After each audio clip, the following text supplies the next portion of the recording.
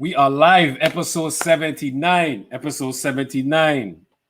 Featuring Kendell Henry, man. So this one gonna be a dope one. This one gonna be fun, man. This is somebody I know from a very, very long time. We pretty much grew up in the same area, so this one gonna be fun. But I hope everybody doing well, man. Good evening, good night, good afternoon, wherever you at in the world today. Because we broadcasting on YouTube, Facebook, so anybody could watch, the different episodes and stuff like that.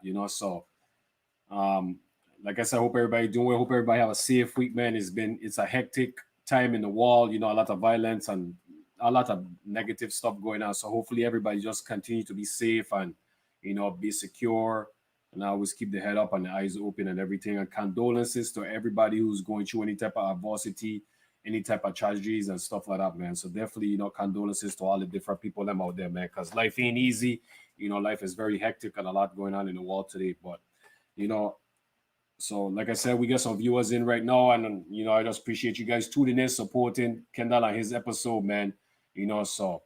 I'll go ahead and get the shout outs rolling and everything. Discuss the previous episode, and we get right into it. You know, we got legends340.com. Definitely, you guys check out the website. This is one of their shots, by the way. Loyalty a lot. This is probably my favorite shot from them. I want to say, and they have another one too, but I like this one. We got Savory Eats LLC. Shout out to Sheena. If you guys got a chance, check out Sheena episode on YouTube. We got meltedpotcookingclass.com. Follow on Instagram at Melted Pot Cooking Class. Shout out to Andrea. Shout out to Mitra McIntosh with the Siboney Caribbean restaurant. We got Chico Harris with the Next Level Up Printing. We got Dwayne, Fatty Newton, prayers and condolences. Hope how you guys doing good. You guys got the Calypso Clothing LLC, calypsoclothing.com. Make sure you guys go to support because they always supporting everybody, showing love. We got Hungry Hearts Hustle apparel.com and follow on Instagram at Hungry Hearts Hustle. Shout out to Wa Eugene. Definitely check out the website, man. We got Island Time, islandtimegrill.com. Shout out to Vaughn Thomas, based in Orlando. We got Coach Tiga, 41 workout videos on Patreon. We got CaribbeanGirlsRock.com. Follow on Facebook at Caribbean Girls Rock, Instagram at official Caribbean Girls Rock, IG. Shout out to Jenny. Shout out to the business partner, her business partner as well too. We got meltedbycroix.com. Follow on Facebook and Instagram at Melted by Croix. And like I said, if you guys like condos, you guys like nice good scents, definitely check that out. It's not too strong, it's not too weak, it's just perfect. It's a nice balance, and that's what you need in life is balance. So once again, shout out to Janae and what they're doing and everything. So we got Rico Canario website, www.lulu.com/r Canario. So make sure you guys check out the website. We got Midnight Entertainment. Follow on Instagram, Twitter, Snapchat, TikTok at the Real Midnight. Shout out to Frenchie and his artists and everybody, the whole team over there in Jacksonville. We got follow on Facebook at City of Refuge Worship Center. The live stream every Sunday, 10 a.m. So shout out to Mona Barnes. We got the Good Life Apparel. Shout out to Nato. Shout out to Carlos Hawkins with his AIM Credit Repair LLC. If you guys have any issues with your credit, you guys definitely could hit Carlos Hawkins up. We got follow on Facebook at Livewire Sports. That's my Virgin Islands ESPN Sports Center, however you want to label it. But shout out to the team. They will be on Monday. They're always doing great things for the territory for the Virgin Islands, man. So definitely you guys got a chance. I always showing them some love. Go on, check out their Facebook or follow them and everything. We got C Boogie Talks every Thursday, 8 p.m. live. He's gonna be on starting next month, May 6th. So make sure you guys check out Christopher Henry out. He has some dope dialogue, dope conversations. We got the Brand LLC. brandnewhomes.com. Shout out to Kareem Brand, shout out to the whole family and the whole team. So definitely check that out as well too. We got On the Edge Performance LLC. Follow on Facebook, YouTube, and Instagram On the Edge Performance. Make sure you guys check them out. We got on Instagram, Facebook at Dexter_Sinister_exclusive, unapologetic, the coding line. Make sure you guys check that out as well too. We got Apollo Legion. We got Paris Enterprise. We got Larisha Star Brown with Stars Eats and Treats. If you're in the Orlando area, the outskirts, Davenport, Kissimmee, in that area, definitely check her out. She does catering. We got Bubbles Promotion. Definitely shout out to Bubbles. I was doing big things, man. I was winning a bunch of different events. We got Mentality of a Pro, the title of Tiga's new book. His website is KevinCoachTShepherd.com. If you guys got a chance, definitely go out and Check it out. His book is also on Amazon. If you guys know any kids, you guys could give a kid or for charity or anything, make sure you guys could definitely support them and give them a book. We got Nona Enviro Group. Website is environona.com. Shout out to Wayne, shout out to Chanel, shout out to Cadilla, shout out to the whole team. Shout out to his business partner and everybody, what they're doing, for the environment. Definitely shout out to them. We definitely going to touch on Wayne's episode that was last night. We got Kenya Eugene. Website is kenyaheartmusic.com. Make sure you guys go out and check her out. She got some new merch, some shirts and stuff, some dope stuff. So make sure you guys check that out. We got Senator Genevieve Whitaker. Follow on Instagram at Senator Genevieve Whitaker. Also on Twitter at Senator Whitaker as well too. I have her email and her number. So when you guys see it on the screen, if you guys need to contact her or anything, make sure you guys copy it down as well. We got anonymouswestgyal.com. Make sure you guys go out and check out the website as well too. Definitely support. She's always doing big things, teaching the territory and the Virgin Islands, all the different history. We got Right Way Service Station, the only locally owned service station at St. Croix. Make sure you guys go check them out over in Princess. Make sure you guys gonna support. We got Thomas Bakery. Right now they're shipping, so you can always call in and they'll definitely ship it out to you, wherever you at in the wall. So definitely check them out. I have the number, and like I said, when you guys see it on the ticker, you guys could copy it down. We have 621 Live Everyday Fish. Shout out to John St. Louis. Shout out to his partner. Shout out to his family. Shout out to the whole team and what they're doing, saving people's lives, satisfying everybody and building their confidence and everything, man. So definitely shout out to John on what he's doing, man. John have a dope episode. If you guys got a chance, go check him out. His episode was last Sunday. It's on YouTube, so definitely check that out as well too. And last but not least, support our YouTube channel. If you guys got a chance, go on and subscribe. V.I.Legends. So make sure you guys check that out. So, yesterday we had Wayne Ali, man. We had him on yesterday, and man, it was an amazing episode, man. Wayne is somebody that I try to get on. A couple people try and get him on, and finally he came on.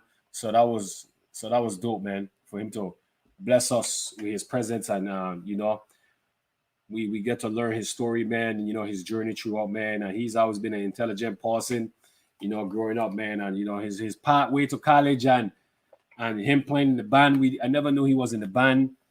He went to Savannah State, and how he got his first job and everything from, going to Savannah State and then going to North Carolina, man. He definitely sacrificed a lot. That he always was focused, and he had tunnel vision, man, and it was a great inspiration, man. Wayne is a very, very driven person, man, and he's very smart and intelligent, man. So, I think anything he puts his hand to or puts his hand on it is definitely going to be successful, man. So shout out to Chanel, shout out to the whole family. Again, shout out to the team. I always appreciate you guys supporting and checking us out as well too. But episode 79, man, we featuring Kendell, man. Kendell Henry, man. So this one is gonna be a dope one, man. Like I mentioned earlier, I've known him from since a little kid. We grew up in the same area in the West Side. I'm Harrigan, he Mali. But I can't wait to hear his story and just what goes on being a referee and stuff like that. Shout out to all the viewers. Shout out to everybody. Good night to everybody. Appreciate you guys tuning in, supporting Kendell on his episode.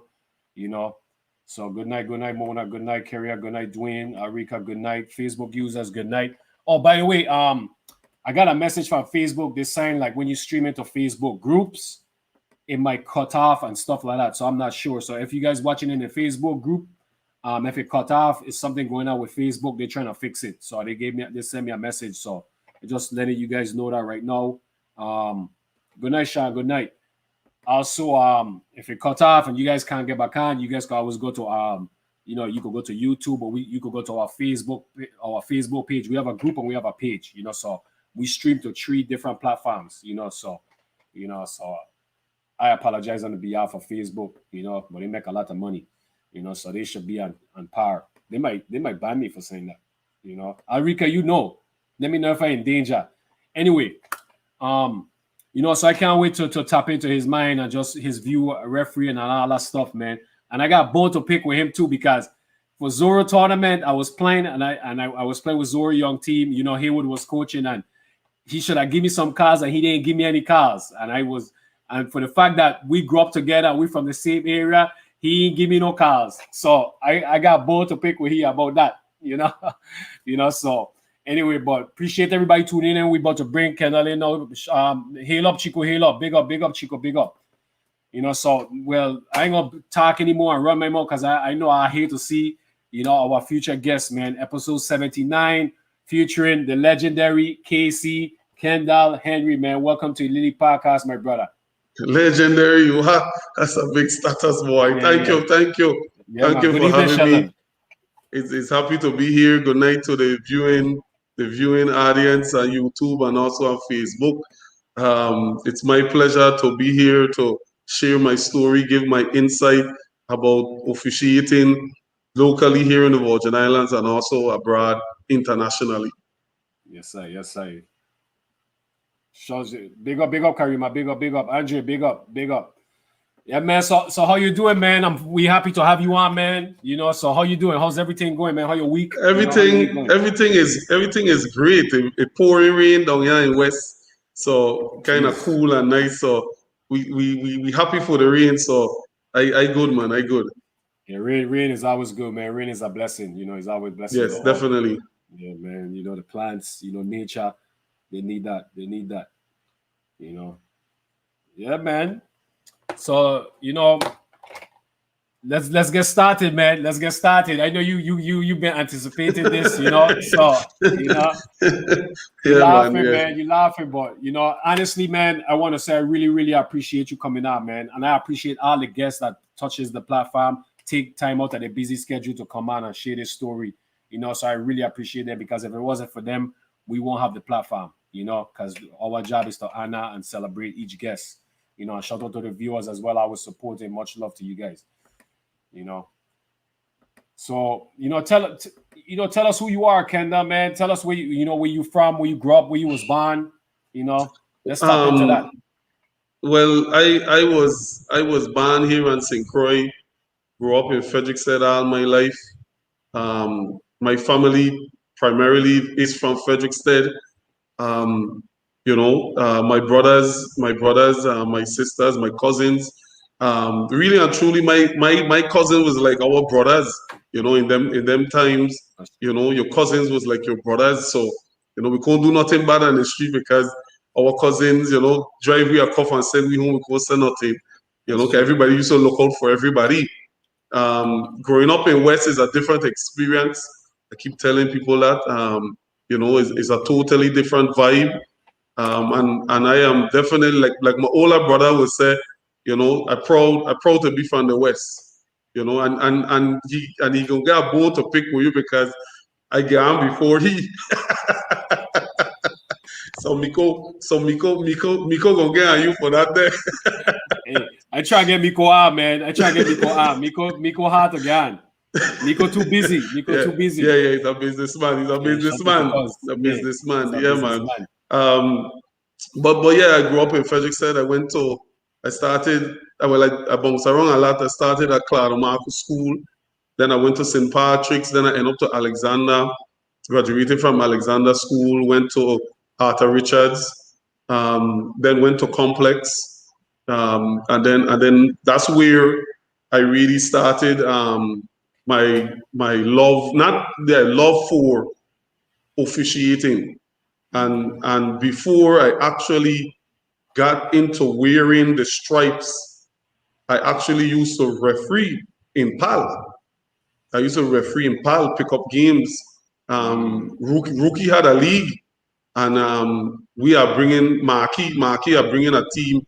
Marquis and neighbor brother, not neighbor older brother, name is Akil. Feeling. Yeah. We're bringing a team from Oregon and Mali. And I was too old. I couldn't play. But when I went there, Rookie was on the court and he needed somebody else. And I went on the court and I started refereeing. And I refereed a whole season up to playoff, up to championship game. Me and Rookie alone and the court. And then I used to go to Beacon. Beacon was an after-school program at Claudemarco Elementary School, where so after school we would go Beacon and Olai and Mr. Henderson they used to run the after school sports program. So we used to go there to run ball and whatnot too. And every time we had elementary game, we had to clear the court. Because the elementary school had preference to the gym before us. So of course they're always looking for scorers. So I started scoring. Me and my younger brother started scoring, and my cousins started scoring. And then I just said, hey, I could do that, man. Like after a year or a year and a half, I said I could do that. I could then I talked to Hank Jones, Mr. Jones, and how I could start refereeing, and he said, man, are you serious? I said, yeah, I'm very serious, and he said, well, let's finish this season first. I guess he wanted to see how dedicated I was at scoring, to see if it would transform right into officiating. Because if you score enough, you're going to definitely learn the rules of the game, learn the mechanic when the referees come to the table to give the signal. So, if you do a lot of scoring, you could definitely transpose into officiating. So again, coming down to the end of the season, he said, man, I'm going to pick you up and we're going to go to this. Every Sunday, they used to meet at Woodson Gym. Hank Jones was the technical advisor for the St. Croix Basketball Official Association. So he used to schedule, he used to schedule and he used to assign. So again, I got to Woodson, meet these group of guys, never think these group of guys before. Then I meet Mr. Keynes. Mr. Keynes was my gym teacher down in Arta. Yeah. So meet Mr. Keynes there, meet Mr. Heiliger there, meet Mr. Lynch there. You had Miss Fredericks used to referee. They had a next young lady out of the National Guard, Kim. She used to referee. So we had that group of referees. So they was super excited because this is a young high schooler who is interested in officiating. So I went to training for like a month, 4 weeks, without being scheduled to a game. 4 weeks every Saturday from 1 to 3 to 1 to 4, 1 to 3 every Sunday. I mean, and we meet there and we go over the mechanics and whatnot too. How you think I start refereeing? I started refereeing because somebody didn't show up to a game. Now, my first 2 years, other than this first game, I never refereed varsity. I always did elementary and JV because I was in high school. I was a student at the complex. Yeah. My first game was down in Good Hope Gym, and it was Central High girls against Good Hope girls. That's when Jade Jones and her father used to train down there. Jade used to was a player at Good Hope. That's when Good Hope really had a good team. And Mr. Jones and Mr. Hazard was the coach of Good Hope. And who been sitting on the other side of the bench? Mr. Heiliger, Clement Heiliger, champ. I said, well, sir, I got to go referee against a referee. So now it was me and my first game, somebody didn't show up, and back then boys and girls used to play right. They always used to travel together. So it was always a girls game first, then a boys game. Yeah. So when you look, it was me and Hugh Clark. When Clark see me, Clark said, well, we Haj. I said, Haj couldn't make it. The son, Hugh said, my son, we got to do an extensive pre-game because this is your first game. This is my first game. I said, I didn't know this was a high school game. I figured Good Hope Elementary. I said, what? One of the two best teams on the island playing each other, and I said, well, hey, either a fall or a rise. Either a fall or I go rise. That's true, man. And my son, I tell you, the Central High boys team being on the bleachers, and they were riding me, brother. They were riding me from the sideline because I guess they knew I was a new referee. They never see me before. Yeah. You know, they never see me before. No brand new referee. So they wanted to get under my skin. And then you had Mr. Heiliger, you know, pointing out, you know, almost all of my mistakes then. Um, but again, it was a learning experience. It was a learning experience. I was very, very timid the first game. But Yeah. after that game was over and I went into the boys' game, that was totally different. That was totally different. And in my years of officiating, I'll be very honest with you, I rather officiate women game than men game. Because Why is that? Cause Okay, right, women my play bad. basics. Yeah, women play basics. Men play above the rim. They want to jump over everybody's head. Women gonna set pick, screen, you know, run consecutive plays. You know, this thing run and gun for man. First man get the ball, first man down. You know, Yeah. women really play more of a team. You know, the whole concept of a team sport. They really play that concept of a team sport, and That's true. not because it's slower. And some people will probably take me misunderstand me that oh is a slower game. Well, you know, it's a slower game, but you got to keep your eyes out. You know, you got to keep your eyes in your area. So again, after that game, you know, and I never had a shot. Mr. Lynch gave me one of his striped shots to go on the court to referee this one game. And then after the game, it looked like Hugh Clark called Mr. Lynch and like, hey, this man ya gonna make it. This man ya gonna make it. And we need to put we got to look at him more. We got to really give him the tools that he needs to move forward. And like I said, every Sunday I was there. Every Sunday I was there. Never knew about FIBA, you know. Never knew what was FIBA, never knew nothing about international ball. Of course, I looked at the Olympics, of course, I looked at the Yeah. World Championships on TV, but never knew it was a different type of organization and different type of rules that was Okay. used in FIBA. True. So in 2002, before the national team was going to in 2003 they were going to Brazil, Rio de Janeiro for the Panam Games, Yeah. um, and the referees had to get certified. So you had Okay. Mr. Keynes, you had Mr. Jones, um, you had Mr. Heiliger, and you had myself as a new candidate. And then you had this young man came all the way from St. Kitts to get certified in St. Croix named Tobias. So it was me and him. This was our first certification. Yeah. And Usi brought Fred Hogan. And at that time, Fred Hogan was the cream of the crop. He was the guy that wrote the FIBA rule book. Oh So wow. Usi brought him to certify the referees in this area. So Fred Hogan was he was familiar with the area and he was familiar with all the referees out of the Virgin Islands.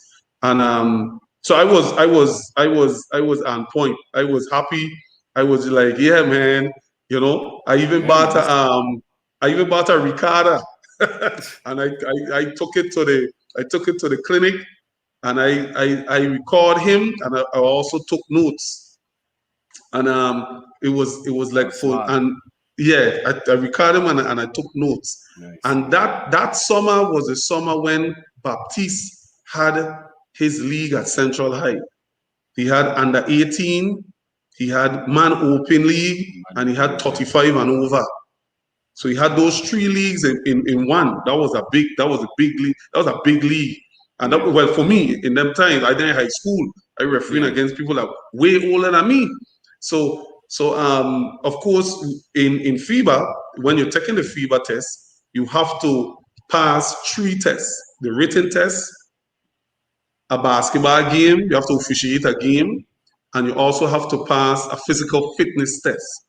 And you have to Okay. pass all three in order to be certified as a FIBA active official. You have to pass all three. So I did my first game on Friday. Friday night, I wanted to get overweight. Because the next morning was the physical fitness test. Yeah, wanted to get overweight. So I said, hey, put me in the first game. Let me get these jitters off me, son. Yeah, that's true. That's true. Yeah. Fred, and the clinic was held at the curriculum center. So we went from the curriculum center to Central High Gym. We then in the gym, get dressed for my first game. When you look after the game, Fred came in the locker room, like, I want to see you officiate again. I said, again? He said, yeah, tomorrow. You're gonna be on the first game tomorrow. I want to see you officiate with a different referee, a different person. Yeah. So that way I can really see that you can either carry your own weight, or if you need somebody that that you need to follow. So, yes. and the next day I refereed the night and whatnot too, and then the Sunday morning we did the physical fitness test. And what a lot of people don't realize about that physical fitness test is it's nothing like you've never seen before. It's 20 meters. And when you mark out 20 meters on the basketball court, depending on the size of the court, it takes you from the baseline to the top of between the 3-point line on the other side, and the free throw line. So in between there, depending on the size of the court. Yeah. And that's 20 meters. And we had to run that 86 times. Jeez. Yeah, 86 times in 10 minutes. Wow. Every minute it speeds up. So me Champ me and Champ kind of get down pack right now in our head. When we start to run, we know when it goes speed up. We know when the beeps also increase. So it starts to beep, then beep, then beep, then beep, then beep. So it gets higher in tone. The beeps get higher in tone. And for men have to run 86 laps in 10 minutes. Ladies have to run 66 laps in 8 minutes. So, yeah. So again, it's very. But if you train year round, that test is a breeze. That test is a breeze. Even Jareem Dowling called me a couple months ago, like, hey, send me that beep test that you to take. I want my team to run it. Yeah. When me and Zoro used to work Claudio Marco school, and he used to bring his junior team to practice there. They're like, hey, I need that big test, boss. I gonna get these man in some physical fitness, and he used to run it. Yeah, Rusty and Wilson and them man used to run that big test. Yeah, because I tell you, it gonna really get you into good physical, and you're gonna build your endurance. Because you're talking about 86 times, and you can't. There's no way you could cheat. You have to wait for the beep. You have to wait for the beep. So when you reach the other, you have to wait. I get it already, touch the line and start running. No. If you get it early, they're going to stop you and say, wait for the beep. And you can only miss the beep 3 consecutive times. Then you fail. Oh, wow. Yeah, then you fail. The only way you could take it over again is if they have a next group that you could go on and take the test with. But if when we did it, they had 2 groups because they wanted to kind of spread we out a little far. So it had 2 groups, and I was on the first group, and we were running. It was me. I could tell you that this was 2003, and I could tell you exactly where I was. It was me and the baseline, Tobias, and it was Champ. That with the 3 of we, and we were running, my son, and me and Tobias, we didn't even know we had reached the 86 because our minds was not listening. We are just running. We are just running. We are just running. Yeah, because if you pay attention to the time, the laps, it is a mental. It gonna throw you off. You're gonna start again like tired and like start getting negative thoughts in your mind, like, man, I wonder if I could make it. And it's true, yeah. Yeah, that's right. That's right. But that was the start of my FIBA career, and I'll tell you, from then to now, in 2002, I would have never told you that I would have been officiating for 18 years, FIBA certified 18 years. I've been refereeing locally in the Virgin Islands from since 1999. And like I said, I could have never told you that it would have taken me this far. I would never imagine it. Because of course, when you apply yourself in something that you love, the sky is the limit. Yeah, You're that's gonna true. definitely go a lot of places, and definitely see a lot of places, and I have seen a lot of places in 18 years. I can Um, imagine, brother.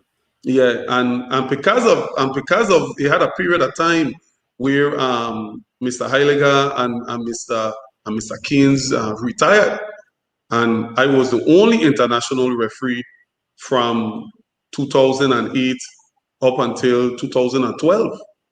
So in that period of time, I was going to like 4, 5 tournaments in a summer. You Wow. know, I could tell you this one instance because this was a crazy summer. Well, I had get many crazy summers, but I'll tell you this one is that I could remember clearly, clearly, clearly.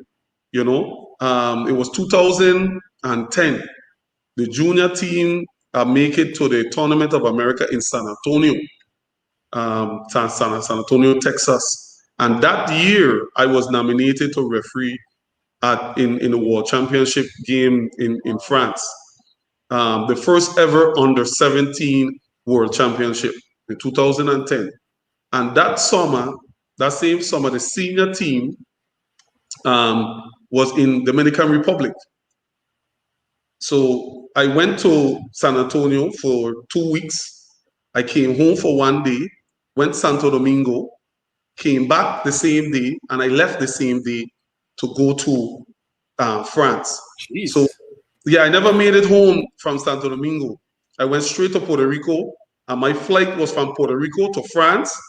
So I stayed in Puerto Rico because that was when American Airlines had a 6 o'clock flight from St. Croix. The first flight was 6 o'clock in the morning to Puerto Rico. So I was like, nah, it makes no sense to go back home to come back here.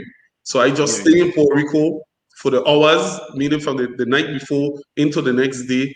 And I jump on that plane straight to Toulouse, France. Yeah, straight to wow, man, Toulouse, France. But that's incredible. yeah, man. But in We got 2000 go ahead. Sorry. sorry to interrupt. We got a viewer question from Andre Titus Mhm. Jr. What Hey, was the Andre. big yeah? What was the biggest international basketball game you officiated? The biggest game. Yeah, international game. Yeah. I did. It wasn't the World Championship. It wasn't 2000. It wasn't 2011. It wasn't at the World Championship, but it was the qualifiers to the World Championship, and it was the semifinals between Argentina and Brazil. And if anybody could tell you, that's like Puerto Rico and Dominican Republic. Yeah. That's like St. Croix, St. Thomas. Yeah. That's true. Because the rivalry there is definitely serious. It's serious. It's Yeah. definitely serious. Yeah. That's And true. a lot of the international referees in the Virgin Islands can tell you, some of the biggest games that you referee at a tournament is while you're refereeing against the home country. Because I remember, I wish Tegan and them were here. This was the year when Tegan them beat Puerto Rico in Cancun, Mexico. I think it was 2012. Craig being on the team, Michael Ford being on the team. Yeah, that man, Craig was young, young, young. Michael was young, young, young. Yeah, so Alan man was on the team, and it was separated. The tournament was in Chatumal, Mexico, and in Cancun, Mexico. So the VIT went to Chatumal, and I stayed in Cancun. And what happened is that the VI was winning so much, Cancun, Mexico was the winning pool. So they traveled back to Cancun, and I had to leave Cancun and travel to Chatumal. So while in Chatumal, I ended up doing the third place game, which was Mexico and Costa Rica. Oh Mexico and gosh. Costa Rica in Mexico. and I made a call. I can't remember the call right now, but I made a call, and all you start to hear from the audience is negro, negro, negro, and the Wow, entire that's gym crazy. was just yeah, an entire gym. I tell you, sports in Latin America is on a different level. That's It's on true. a different level when it comes to them fans. You know, That's the true. fans in those countries is definitely on a different height. You That's know, true. but yeah, through my experience, I mean, right now that's like water off the back right now. You know, being through so many of those games, you know, being into so much of those games is like so easy right now, so easy. And starting out when I was 17, you understand, to where I am in my late 30s, you know, Yeah. putting in 18 years of work, you know, at a young age, I was still seen as a senior referee coming from the Caribbean, because the Caribbean really didn't have that much strong referees. So when Mr. Keynes and when Mr. Heiliger retired, it Yeah. was like that put a dent in the Caribbean pool. You know, that put a dent Okay. in the Caribbean pool where a lot of individuals had to step up and really had to, you know, officiate a lot more, because it was called. I was being called to a lot of tournaments. So, like I do explain to a lot of people, one of the biggest problem that we have here in the Caribbean, and not just in the Virgin Islands, is that officiating, it can't be a full time job. It can't be a full time job because we don't have a professional league that pays a salary. You know, That's we true. get paid by the game, and we get paid based on how much games we do a week.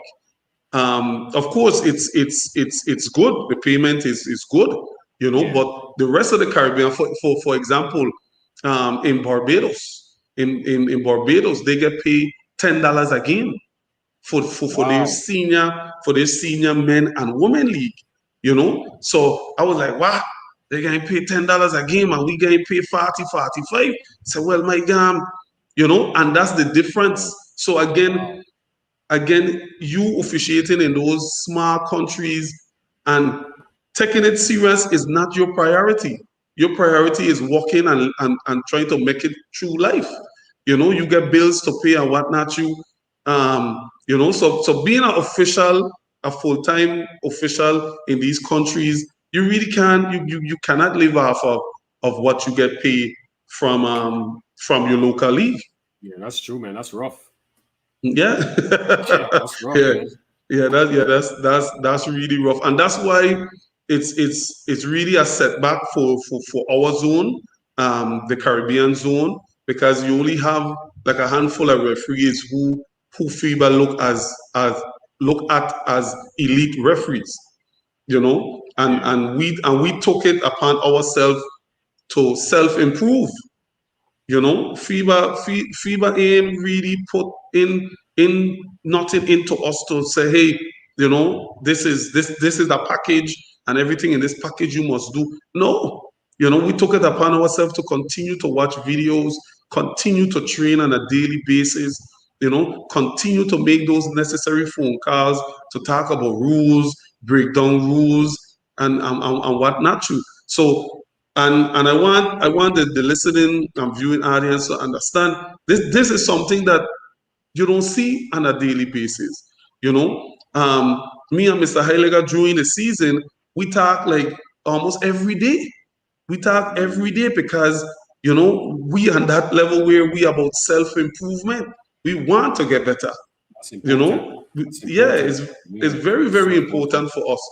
So we want to get better, and before the season start, we working out 3 4 months before, because we want to make sure when we get and when the season start, we ain't out of shape, we ain't broken down, because that's all. Just like athletes, if you in there in shape when the season start, you're prone to injury. You know, That's true. you're prone to injury. You know, Yeah. but in our case, I think it's kind of different because the players them don't get older. The players them, the high school players them don't get older. You know what I mean? So That's the true. elementary player children don't get older. You know, so we have to keep up. Every year is 17 years old. Every year is a group of 16, 17, 18-year-old children coming up, and we got to keep up with them. We got to Yeah, keep up with them, that's funny. So yeah, they ain't getting old. They staying right there. That group of that age group staying right there, and we just have to get better and better to keep up with them. And as I mentioned earlier, where we meet on a consistent basis every Sunday. People don't know that. Yeah, People don't know that we go that's over wow. rules and we go over floor work, and they just think, I guess, I leave my job or my bag and I come to a referee and then I go back home and that's it. No, it don't happen so. It don't Doing the happen extra so. work. Yeah. I got a Yeah, you question. have Sorry, sure. I got a question for you, right? When you because you touched on the high schoolers don't get old. They don't get Yeah. older, Mhm. because that's their time, which is hilarious. And and you so right. I never think about it that way, but you're so right. Yeah, yeah. So, and this is a universal question, meaning from all levels, right? Mhm. Refereeing, did you for you, right? Did you like refereeing certain teams just because of the style of play? For instance, you watch like the Golden State Warriors, for instance, an NBA. They are run a Mhm. gun team, and then you watch Mhm. like the San Antonio Spurs. They're more of a half court set, a lot of plays and a lot of motion offense and screens and stuff. Did you like, man? Coming into tournaments or games or leagues, knowing that, man, this team they run a lot. Oh my gosh, I'm gonna be running tonight. Did you have that Yeah, thought? yeah, because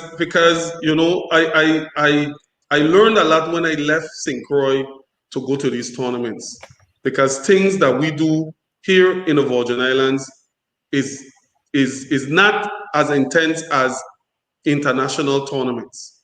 So one of the requirements in that time is not a requirement anymore, but I still do it because it's a part of me now. Is that you had to go to see you slept in the gym the first night. You watch all 4 games because you wanted to see all the teams.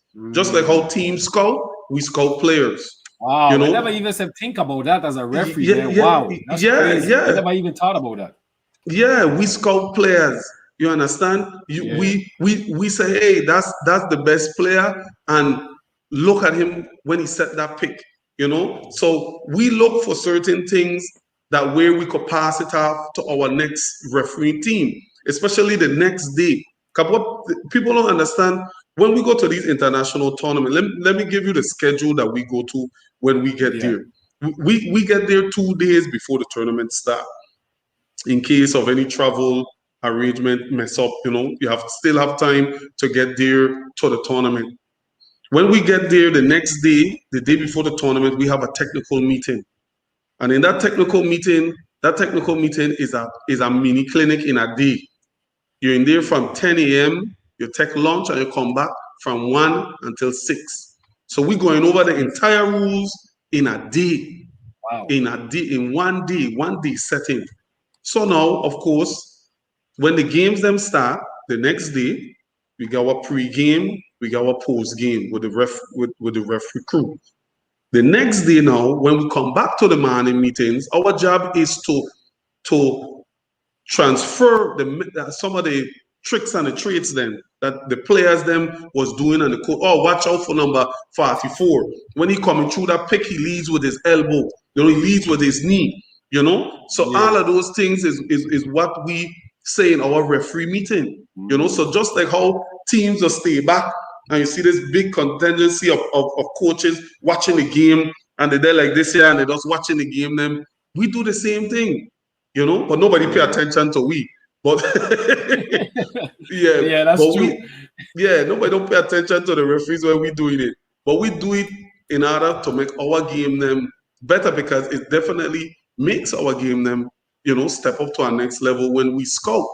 When we scout and when we look at film. I tell you, the first time I saw myself on film was in 2008, and that's why I believe in film right now.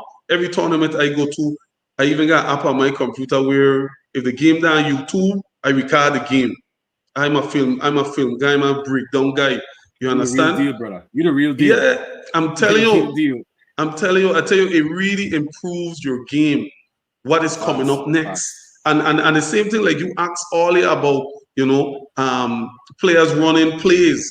That's a champ is the boss for that. He could tell you if you run a play twice, he reads that like nobody else. You understand? He could tell you, oh, I see that play already. Now something we might miss a call one time because something shock you and you got to draw back.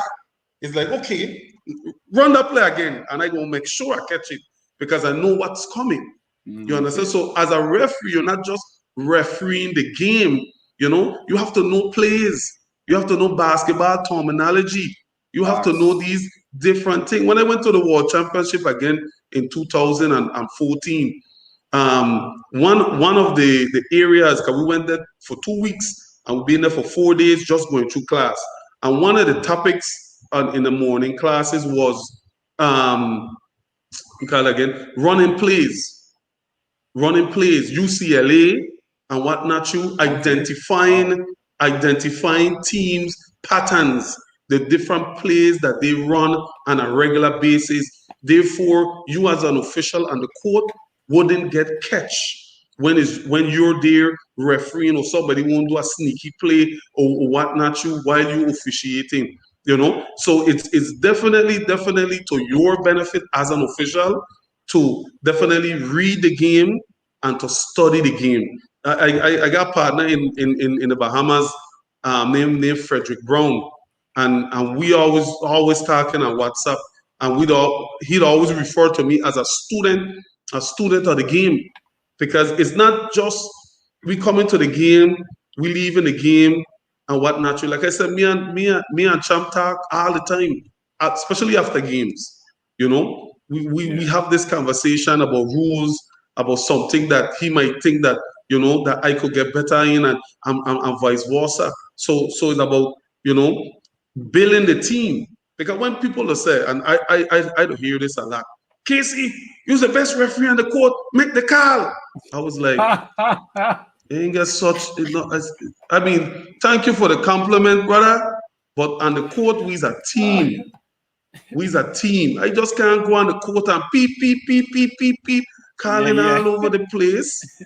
We's a team. I have to trust my partner that he gets. I tell you, the only way I could see myself making a call that I think my partner couldn't make is because I'm 110% correct that call is beneficial for the game. Not because Mumba team, Mumba coaching, and Mumba want me to call the foul because it's his team. Remember, as officials, we manage the game. We manage the both sides of the ball. Team A and team B. We ain't looking at team A all the time. And that's what I tell people, I tell people, I say, look, I don't come to be talking about the NBA. Look, I done one mind channel. I just watching our favorite team, and that's the team I want to see do no wrong. Yeah. That's the team I want. It's true. No wrong. True. Yeah, you're right. It's true. That's why I'm laughing. Yeah. So I don't tell us, no, watch the entire play. Watch the both sides. Watch the entire play. Because it's necessary to dictate what the correct call is going to be. You just can't say, purple is my team. No, everything against purple is wrong, the referee wrong. Anything against purple, he could be right, the referee wrong. They said, well, my geez. I said, okay, all right, man. All right. let me ask you a question on this topic we talk about right now. So when you first started refereeing and you got into those type of hostile environments, meaning where the fans them saying those same things about you got make the call, etc. What was going through your mind as a young referee when you first got that type of feedback from the fans and coaches as well too? It's a bad habit of mine. It's definitely a bad habit of mine, and I guess it comes from knowing better, but locally I do it locally. I answer back. I answer back. Because it's like, look, dude, I know you. And what you saying in right. And That's true. people like, Casey, you don't have to answer. I'm like, yeah, because he talking stupidness. What he talking about in logical. So locally, I kind of answer back. I know me supposed to, but easier said than done. I tried. Sometimes I succeed, sometimes I don't. But internationally, you don't get harassed that much by players and coaches unless you're refereeing against JJ Barria. He's Puerto Rico attorney. Every car he come into the actual what it is you call, how you call it, why you call it, everything. Jeez. Yeah, man, that's Puerto Rico attorney. And so coaches. Coaches and that level and you see Casey, you see what you do. I know you don't piss a lot of people off because you be trying some jabs, like you just said, Puerto Rico attorney. Yes. That's funny. But so really and truly, coaches and players don't ask the right questions. What we need to realize in the basketball world, we need to ask the right questions. Judgment calls. That's my judgment. That's how I feel based on the interpretation of the rules. Based on the call that I made comes from the interpretation. That can't change. But you could come up to me and you could tell me, hey, referee, he still had the pivot foot and you call a travel. Then a travel if the pivot foot still there. Let's talk about the rules. When you come to me to ask me a question, let it be based on the rules. You understand? Not based on your opinion or how we look. And I tell you, the worst call I used to hate growing up was when somebody used to clap their hand and then they used to say, "You hear that?" I said, "Hear what?" I gotta see it. So I got to see it. Me, I ain't this habit of hearing things. I got to see the call in order to make the call. Then you hear that. You see he fall? Yeah, but how he fall? How he fall? So we don't see the reaction, we don't see the reaction a lot, because I ain't telling you why he's a poor fake official. I'll never tell nobody that, because I do make mistakes. Mistakes is a part of the game. That's how we get better. Yeah, everybody not perfect, so. Yeah, and that's why to tell them going into at the ending of every game, we have a referee supervisor that's in the locker room with film. His job is to at least three film for each referee. Sometimes you get two, sometimes you get one, sometimes you get all three. And when I go in there, my mentality is everything that he said, he right. Because he get the footage. Me seeing what he see it. Because video don't lie. Don't lie, so that's true. Whatever he coming with, I gonna agree with his brother. Because this ain't the time to get into no debate when he already see the video, he already come to the conclusion, he already break it down based on the rules. This ain't the time to get into no back and forth with the referee supervisor. And also, it's not ethical to get into back and forth with your supervisor as well. Yeah, that's true. You're right about that. Yeah. I got two viewer questions here. Mm-hmm. First one is from Sheldon. While officiating an international series, what are some security measures you have to take in consideration with an unruly crowd? Oh, well, I'm going to tell you about this one situation in Puerto Rico. This was my first women central basket. I was a neutral referee. I did CBC in Puerto Rico in 2005, and in 2006 they had the central basket in Puerto Rico, and I was nominated to become the neutral referee. So the neutral referee is when your host, your country didn't qualify, and they need more officials to fill the pool. So the Virgin Islands didn't qualify, so I was nominated to represent the Virgin Islands at this tournament.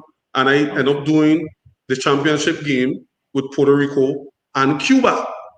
And this was in Mayagüez, Puerto Rico and Cuba. And I was the head referee in that game. I could tell you it was me, a guy from the Dominican Republic, and Vanessa Williams from St. Lucia. It was the three of us. So we're in the locker room giving our pregame, and we hear bam, bam, bam. And I open the door. So it's a gang of police. They're like, "You're Mr. Henry?" I Jeez. said, "Yes, sir." So when you're ready, we're right here. Like, they got police outside.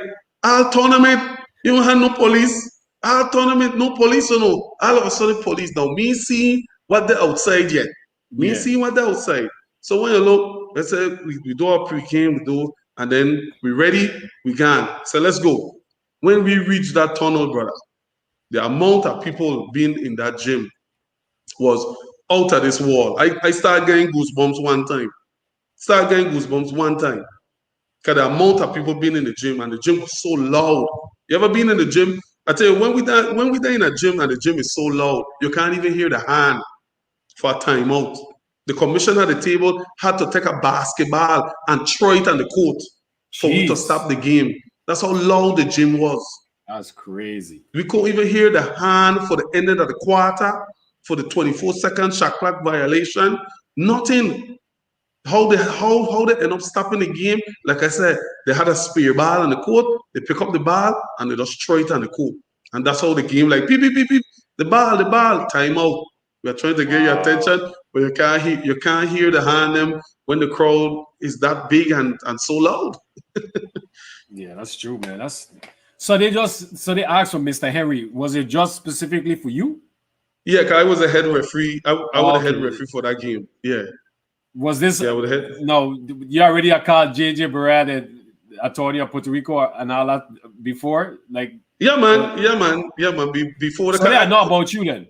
yeah, I would say me and JJ kind of grew up through the ranks because we are about the same age, and I Okay. started to referee when he been playing for juniors. I've been refereeing all during this time, so Yeah.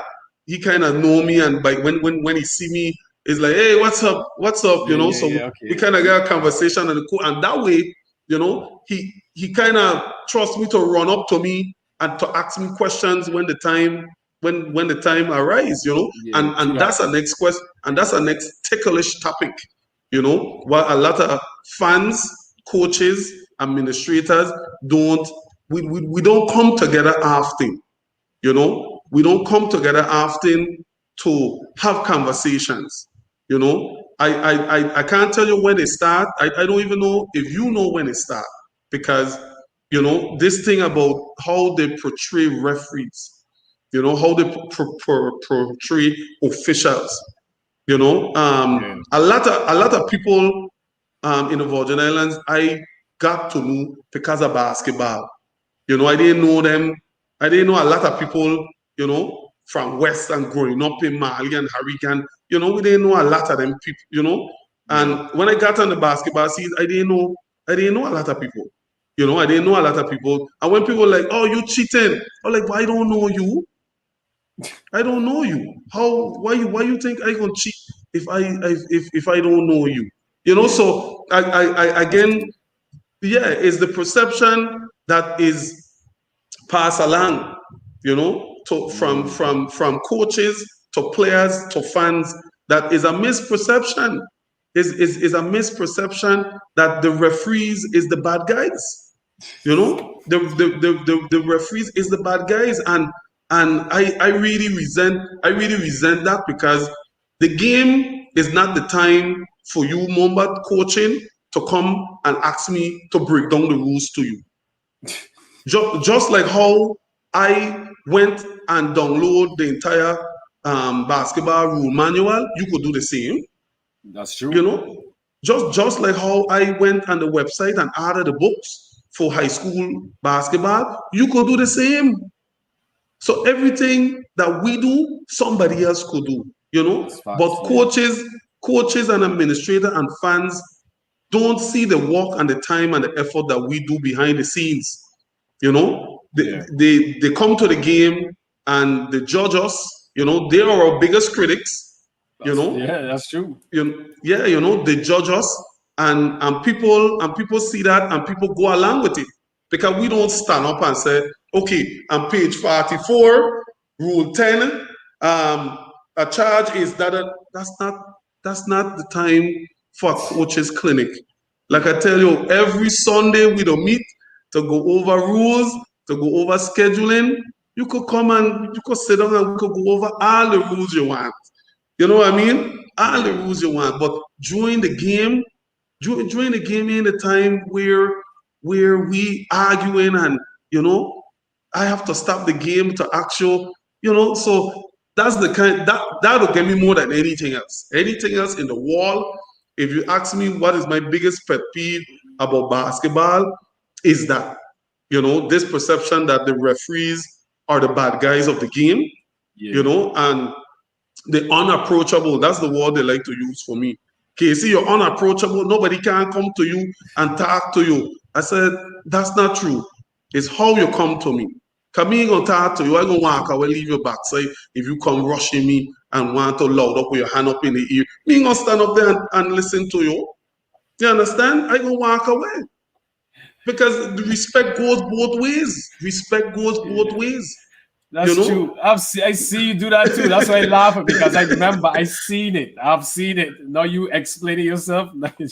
Yeah, Mama, we can't stay there as official and take and see. I think that's what they want. They want the officials to take verbal abuse, and we're supposed to sit down and take it. You know what time I hear? Oh, you're supposed to be answering. We referee the game. I'm like, yeah, so it's okay for you to tell me what you want. Then when I turn around and tell you what, come on. No. I got. You're right. Go ahead. No. Finish. We go saying, and we get to Andre's question. No. Well, I gonna ignore the comment that the particular person made because this ain't the time for no back and forth. I gonna leave it 2 comments right there. So go ahead with Andre's question. It's all jokes, man. It's all jokes. They probably gonna give you a hard time, man. It's all love. It's all love, Casey. Yeah. Okay. Question from Andre. Do you feel when you make a bad call, do you feel you have to do a makeup call? Andre already stole 2 of my questions I was gonna ask, by the way. Andre, no, ain't got no such thing. Ain't got no such thing as a makeup call. Really? No. Wow, I'm shocked about that one. No, ain't got no such thing as a makeup call. That's something I remember when I started to officiate. We had a guy from Puerto Rico. He was a commissioner, and his thing was that he was like, "There's no makeup call. When if you miss a call, don't go down and come back up, thinking that you have to satisfy that team. You miss the call, the game have to go on. The game have to go on. You understand? Because again, you start making up calls, then you're gonna keep making up calls throughout the game, and you don't want to put yourself in that situation. Okay. By making up calls. I agree with that. I definitely agree with that. How you stated it. Now I'm gonna give you this scenario, right? Mm-hmm. Say somebody coming on the court and he get fouled and you miss the call, right? Mm-hmm. And later on, and then a couple possessions or whatever go by, and then he fouls somebody, and it's not a bad foul. It's something that you could have probably let it go. Would you let it go knowing that he fouled the person? Or you gonna because of course as a makeup call, like as a not as a makeup call, not as a makeup call, but as a call that didn't have no value on the game. You understand? I got you. I understand. Okay. What the community don't understand, and the fans and the coaches don't understand, is that we officiate by a philosophy called advantage, disadvantage. Now, let me say this before I go on. When I miss a call to a player, and I know I miss a call, and a player come up to me, and he was like, "You ain't see that?" I was like, "Dude, either I straight line or I've been in a bad position where I missed that call." 99% of the time, when officials miss a call, they're out of position. We're out of position. You understand? So when we referee 2-man officiating here in the Virgin Islands, because the organizers don't want to pay for a third referee, you get 2-man refereeing, 10-man on the court, moving 20, 30 miles per hour, and you expect me to see everything. So again, like I said, that's a proven fact. 99% of the time when officials miss calls, Ain't because he don't know what he's doing. It's because he's out of position. He's not in the right position to make the right call. And going back to advantage is disadvantage. And I know some coaches don't like it, but again, it's for the officiating team to manage the game properly. Both sides of the ball. Both teams, both sides of the ball. And it's important. And it's important because two, where coaches want we to call everything for their team, we have to still manage the game. We have to make calls that is not going to delay the game, not going to draw out the game, but make calls that is necessary for the game and it's right for that moment when the play is made, when the call was made. You understand? So a lot of time, and I'm gonna tell you this, a lot of time, we don't miss the elephant in the room, but catch the mosquito. You understand? So I'm telling you live, Casey no perfect referee, but I'm very close. I tell you, when I referee a game, me refereeing in those 60s and 50s percentage in a very high 90s. Because you understand? So in KC ain't gonna be wrong all the time. The referees that ain't gonna be wrong all the time. Come on, guys. Casey, let me ask you a question, right? Yes, sir. Okay, let me make sure I get this elephant and mosquito right. Yeah. So you missed the elephant, right? You missed the elephant. That's a blatant call that you just, clear foul. And then it gets something, said poke my hand in and just like, just that's a mosquito. Thing. Yeah, and you gonna make that call. That's I tell you, instincts, feeling, and where that come up, you know how that come up, and it's not a makeup call. You know how that come because you feel away because the call had just happened. You understand? The call had just happened. No, it probably is not in your area. Yeah. And this is the next thing that coaches and players don't understand, that we as referees and the court, we have areas of responsibility. We have areas that we all are managing from our own respectable position. So I could be on top of the key bar and table side, complex gym, and that side there, table side. And the referee the opposite table and the other side, by the bottom by the door. So if a call happen on that side and he decide not to call it, like I tell you earlier, I have to be 110% correct that call is beneficial for the game. You understand? Beneficial for the game. And that's why I don't hear coaches will be like, oh, you don't call that one, but you call that. Yeah, but those are two different scenarios and two different times in the game. So, there's a lot of philosophy goes into officiating. A lot of philosophy goes into officiating and breaking down tape and whatnot that people will never understand. And that's why I just said because as a young referee and when different courses came up, I'm a level 1 FIBA coach, because when the test came up, I said, hey, let me take the coaches clinic to understand what coaches go through, the preparation, the timing, and everything, so I could understand more from the coaches side of it. You understand? So I went ahead and I took the level 1. Yeah, the level 1 coaches clinic, because I wanted to know what the coaches go through on a daily basis. And how else you're gonna know unless you don't take your time and learn, That's true. Yeah. We have a question here from Sheldon. Thank you for your service to our community. What is the avenue for a young person to become a referee? Do you have a mentoring program for young men to step into your shoes? That right now I'm working with the David Idol and to put together a virtual classroom where we're going to be going out looking for officials to start certifying more officials. here on St. Croix and also in St. Thomas, because from the time Usi Richards and Ray Isles and John Abramson, those was the first set of FIBA referees we had in the Virgin Islands. So Okay.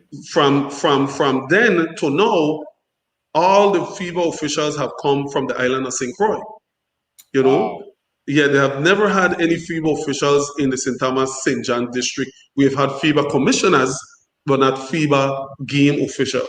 So we are creating a platform where we're going to be uploading rules, uploading video, and that's what I'm doing right now, going on YouTube, creating clips. So when we create this platform, the individuals, male and female, will have videos to go to review, give their comments, and then we can actually have conversations about the video that day. So like I tell you, video is king. Like yeah, video is king. Yeah, video don't lie. Now we can be on two different opinions, but when it comes to the rules, when it comes to the rules of the game, is black and white. Is there. Yeah, that's true. So Dwayne make a comment and then he have a question following up his comment. He said, Sure. Referees have said that they didn't call fouls when Shaq get fouled a lot of time because if they did, some games would have taken forever. No, I want to comment on that before you go to the next question. Okay. I've been watching an interview with some NBA referees, and they said Shaq was the hardest person to officiate. Shaq was the hardest person to officiate in their opinion. And when the interviewer said, "Well, why is that?" They was like, because he's so big and strong. When he actually get hit, it's like it doesn't move him. Okay, yeah, it don't affect him. It don't move him. He still finish. So again, that's going back to the same concept: advantage, disadvantage. A man going to the basket, he get hit, he could still finish. Why stop the game? What do you mean? Why stop the game? Why? Yeah, why stop the game? Why stop the game? What is the concept about what's the number one thing about basketball? At the ending of the basketball game, what is one thing one team gonna get more than the next?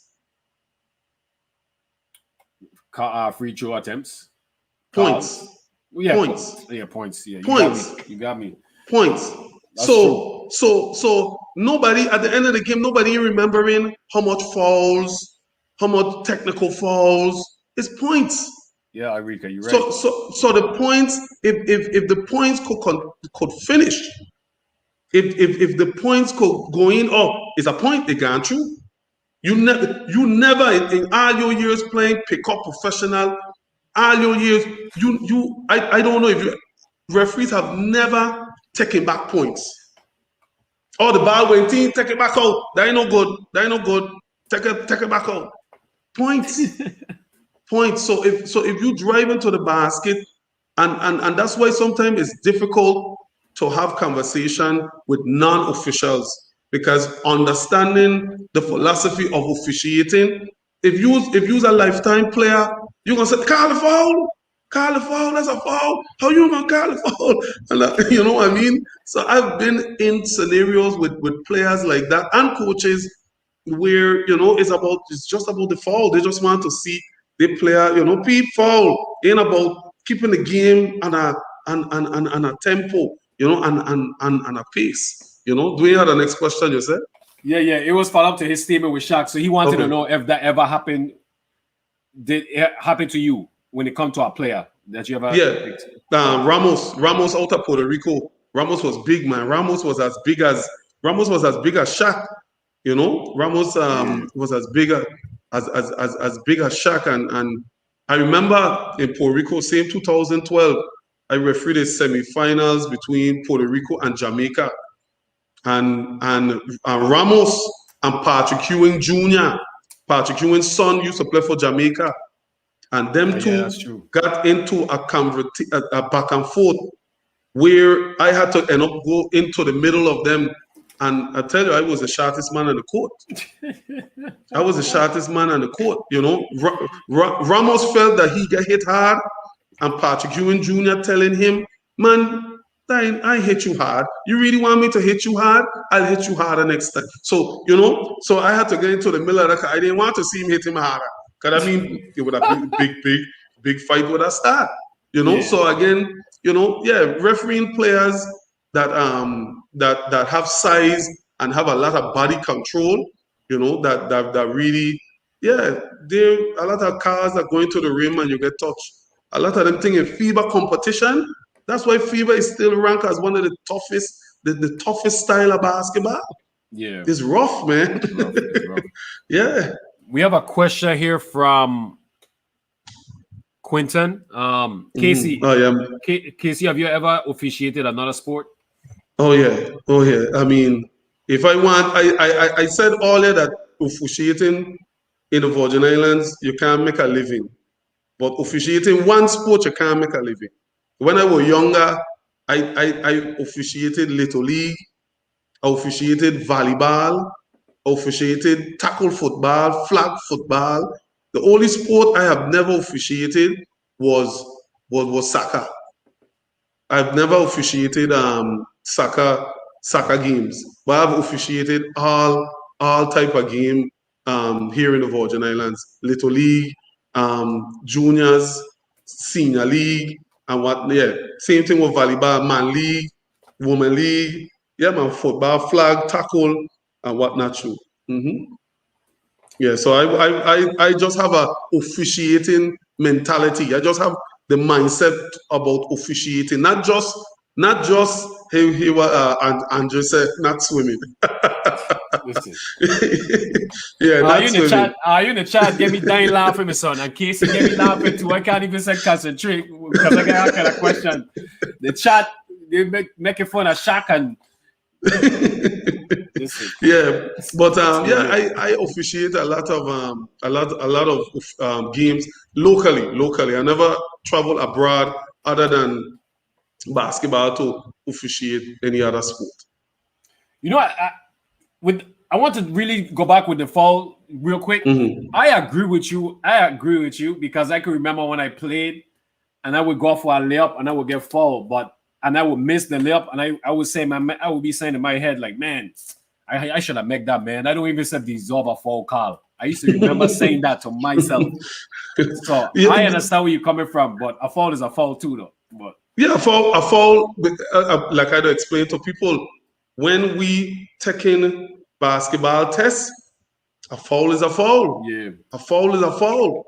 But when we go to trainings, when we go to camps, and they boss you, hey, advantage, disadvantage, the rule book is there to guide you.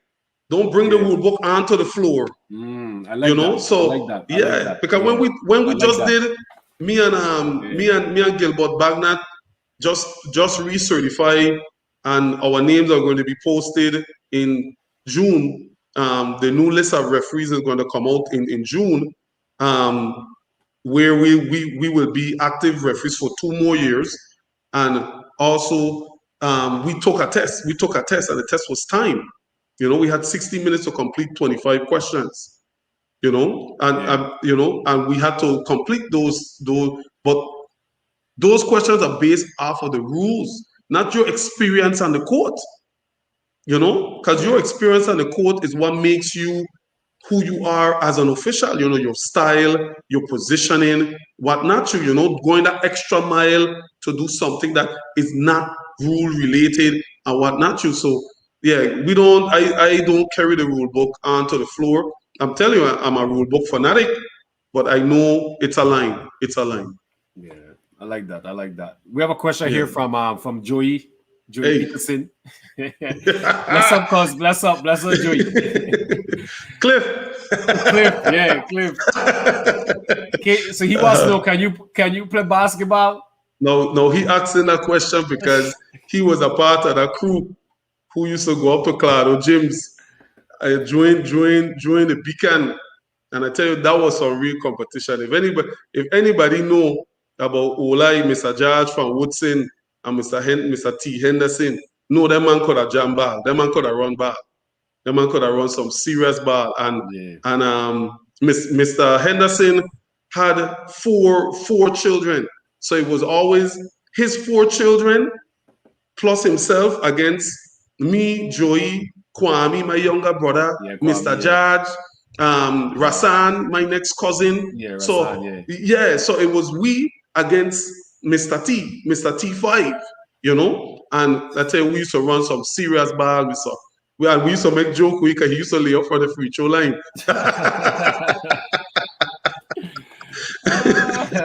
Yeah. Yeah, But that's yeah, the man, truth. I remember them days of jumping in the back of a truck and going to Suffer Rally and going to Grove and going to Williams Delight and even running through the shortcut to go up in Harrigan to play ball and whatnot. Yeah. Yeah, man.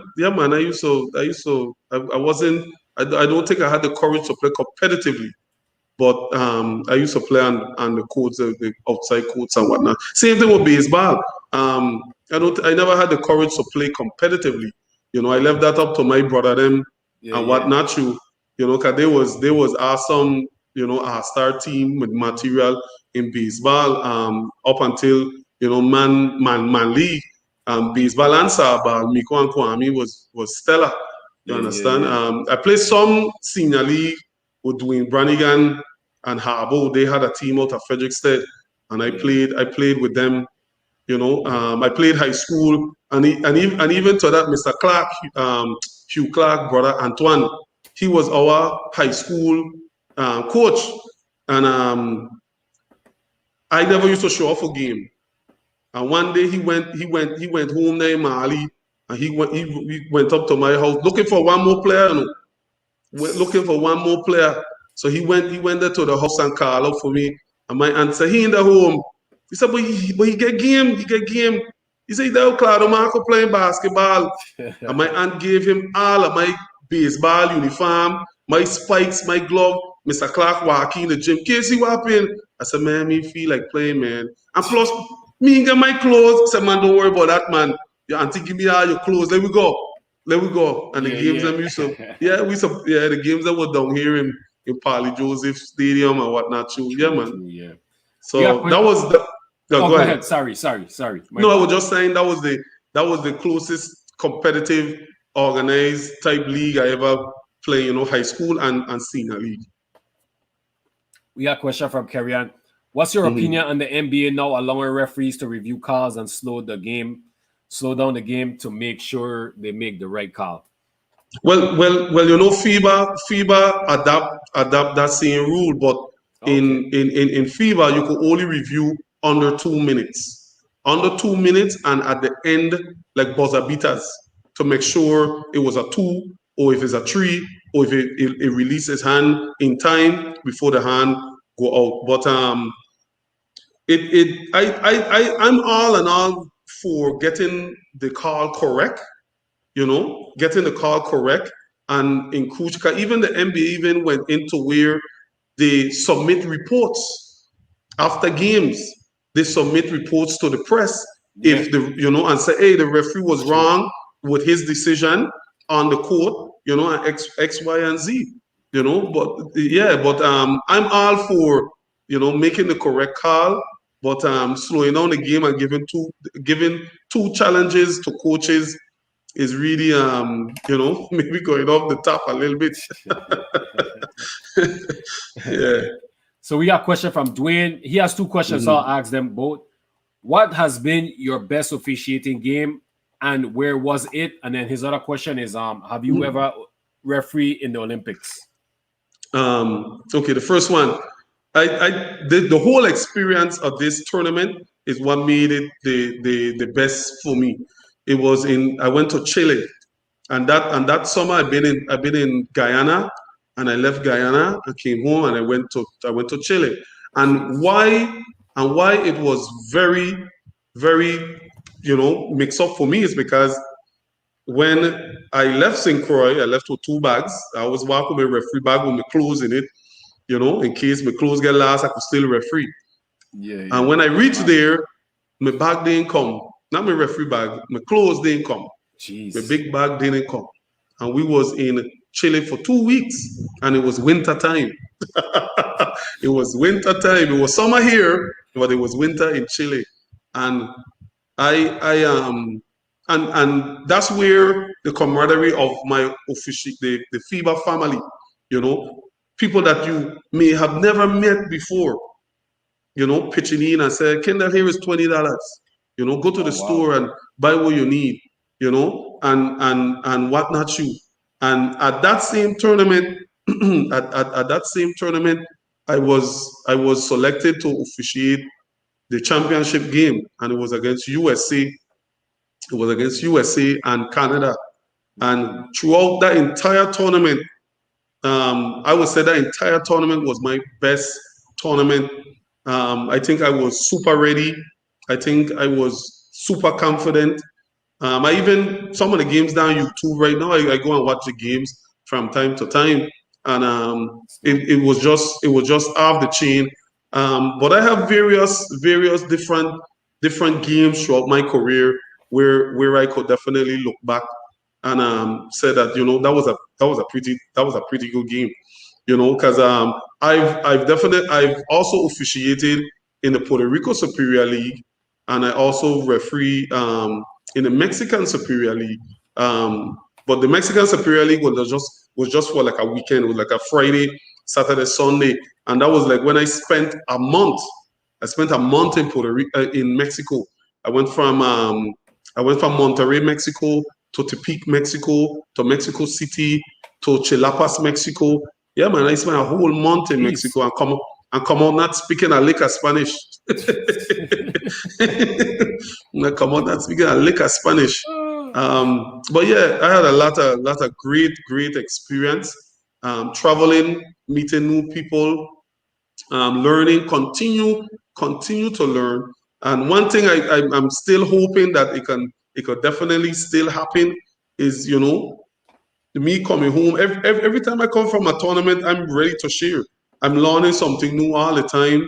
I'm ready to share not just with officials, but I'm ready to share with coaches, fans, administrators, because when we all work together, it makes for a safer place for the athletes, and that's our main goal should be that.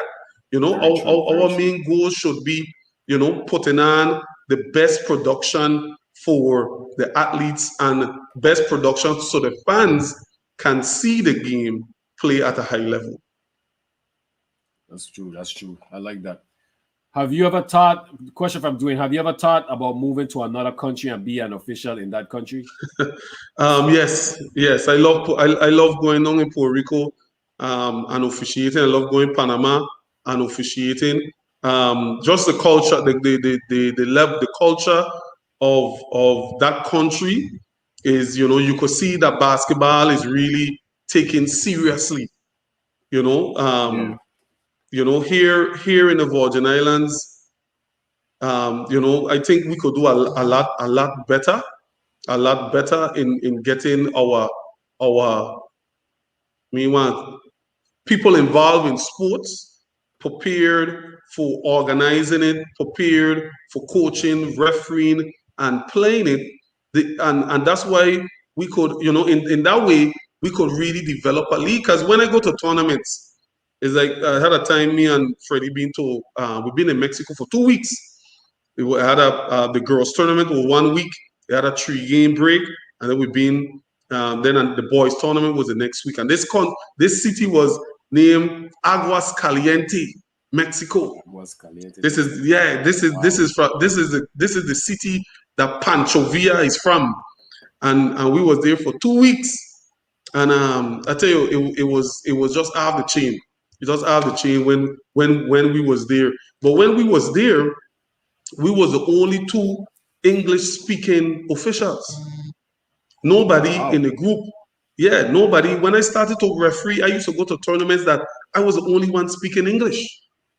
I was the only one speaking English, and I used to go to tournaments where it was just me and a fellow Caribbean referee, and we were there just being last. But at that one tournament, they was like me and Freddie was talking, and we were talking about BD. We were talking about BD basketball because Shaky was doing a BD league here in St. Croix, and I was like, I can't wait till I go back home because I got a BD league that we refereeing. we get 2 gyms, and it's a good league, man. And they watch me like, you guys are referee BD? I was like, yeah, why not? Like, but you guys are good officials. I was like, yeah, but in the Virgin Islands, we don't have a professional league. We don't have a That's true. professional league in the Virgin Islands. Yeah. So for me and for Mr. Badnat and also for the other officials that came before me, we had to use these games that we elementary, BD, outside league, and whatnot, just to get us ready for international ball. Because that was the only type of basketball we were seeing. So again, like I said, I think we could do much, much better in propelling our sports, our school, our interscholastic sports, because I remember when you had Mr. Haywood and Mr. Swanson, and they talk about when they was young men and they used to play like 4 or 5 leagues in a year. Yeah. So it's like, what happened now? That's a lot of league, right? Yeah, that's a lot of league, man. Staying active. Yeah. Yeah. Yeah. So what happened now? Right now we ain't got no league. Yeah, The only thing children are playing is a scholastic. Ain't got no more outside league, ain't got no more. So what happened from then to now? So that's that's a something good that we question. definitely, yeah, something we could definitely look into as a community As and a see how we community. could come together and see where we can cut costs in different areas, because you had an episode, and I tell you, I watching, and I remember you had an episode where somebody talk about official payment. Yeah. They had to stop a league because the referee them. I remember for 5 years straight, me and Champ, Saturday, Sunday, we would be referee for free. Ronald Charles League for Wow. Rashidi Father. Every Saturday, Sunday, we will go up to Central High Gym and referee all day Saturday and all day Sunday for free. Yeah. For free. So if you Wow. if you want to do something in the community and whatnot, you understand? I mean, they get we pin like everything we do, you got to pay we. You know what I mean? I Yeah. mean, if you organize and you're coming right, we could work with you. We Wow. could I work like with you. I like how you said that. I like how you said that. When you Yeah, organize and you come right, that's yeah. perfectly said. Perfectly Yeah, said. because you know why I stopped going. We used to go in Scholastic at the beginning of the year. They used to have a coaches clinic, and we used to go to break down the rules, explain to the coaches what the new rules are. You know Yeah. why I stopped going? I stopped going because it became a referee bashing session. It became a referee bashing session, and I Yeah. used to turn to them and like, what make you qualify that you could tell we who qualify we can't referee your game? You know what I mean? I mean, none of you ain't no certified referee. And it's just and same thing with the referees. We as referees can't come to you a coach, take out number 11. He look tired. He making his shot them. He look good to we. Take it out, take it out. We don't do that. We don't do that. But again, coaches critique our games Oh, to the man. to the to the T. Yeah. You know, You so coaches right, brother. You so right. coaches critique our games. I tell you, even had a time a championship game, high school. This coach called me, hey Casey, I want you and so to come and referee. So I said, hey coach, we's an organization. You can't dictate who come to referee your game. You understand? We have a Yeah. scheduler, and the scheduler will send who is available. Well, no, no, no, no, no, no, no, no, no. If you and this man ain't coming, meanwhile I had to referee my game, and it, he was adamant about that. We didn't referee the game. We didn't referee the game because he Wow. felt that he wanted who he wanted, and that's what he wanted, and we couldn't change that. But that's how, as an organization, that's how we are. You can't hire the basketball association and say you don't want KC. You can't do that because because it's either you have KC or you can't have none. You understand? Yeah, And the thing around it, that's messed up, bro. nobody ain't putting formal complaints. Nobody ain't writing on paper why you don't want KC to referee your game. You don't want KK, you don't like KC. You know, that's the long and short. Oh, I don't like KC, so me want to referee my game. I can't get under his skin. So I don't want to referee my game. But again, you know, if you want the best managers to manage your game, you know who to call. That's facts. That's facts. We get some viewer question. We have one from Sheldon. Sure. This is a very prestigious position as a referee. It takes a lot of discipline and drive. What makes it rewarding to you? What makes it rewarding to me is to see at the end of the game the team that deserve to win won the game. And I learned that from a very ear- early early stage in my refereeing career. Because when I started to referee a lot with Hank Jones. And I'll tell you this joke about it. You know, the positioning of the officials was always the free throw lines, you know, on each side. And when the teams call a timeout, you know, that's where the referees used to go and stand up, you know, facing the benches. And I tell you, the gym could be empty. And Jones was like, Casey, you got to be ready for the big one. Let's go in our position. And I looking around, I'm like, Jones, nobody in the gym. You like, hey, you never know who's watching. You never know who's watching. That's very true. That's very So true too. yeah, I learned a lot from Hank Jones. Yeah, You Jones. know, he wasn't really, you know, he was always put on the side because he was a Yankee man. You know what I mean? But he really loved. Yeah, he refereed in the Virgin Islands for more than 40 years. Yeah. You know, when Jones came to the Virgin Islands, he was the first gym teacher of Arthur Richards, the first set of gym teacher for Oh what is school wow. called Alexander, the first gym Alexander teacher for Henderson. Woodson. You know, so he been here a long time and he gave his all to the Virgin Islands. And you know, I was his mirror. You know, when he was fading out, that's when I was coming in. You know, and when I came in, he told the guys, he's like, hey, me want to do no more championship game. No. Tell me want to do no more semifinals and championship game. Say give the games to KC. Nice. He said that's the upcoming official right now. Give the games to KC. I don't need to be in the spotlight.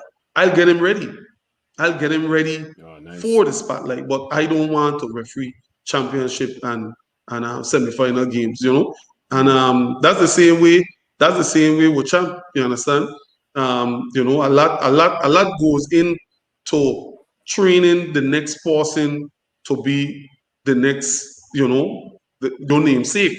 Yeah. You know, your namesake. You know, so I mean, it is a prestigious position, and you have to have, you know, the love for the sports, the love for the sport to definitely be in it day in and day out. That's true. Um, question from Dwayne: what's the cutoff age to be a FIBA referee? 35. You can't be 35 and going for your first time. So if you're 35 years old, you can't be seeking your certification for the first time. And the age that you retire at is 50 years old. But FIBA has changed that, and they're telling you now that when you reach 50, if you're a elite referee in your zone, you can stay as long as you pass the 3 required tests. So they have the age at 50, they cut you off at 50. If you're an elite referee in that particular zone, then they allow you to continue to referee. Okay. Question from Andre: do you Mhm. feel volleyball is a easier sport to officiate than basketball, even though volleyball is a quicker playing sport? No. The both of them have their areas that you'll say, wow, that's that basketball, volleyball. You can't compare the both when it comes to officiating because, like Andrew said, volleyball is quick. When a person come up to the net, you get 3 blockers and one coming swinging over to get a ball pass, and you gotta watch that net to see who crossed the line, who touched the net, if you overreach. So those are different things that you can't compare the both. But I understand what he definitely trying to say. Okay. And now, Dwayne mentioned that if you get a chance, post the games them that you officiated. No. In But it's too long. in It's too long. Facebook don't allow you to post long games. That's why no. I Oh, tried okay, it. okay.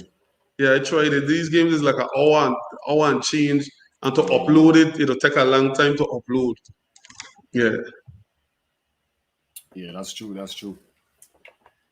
What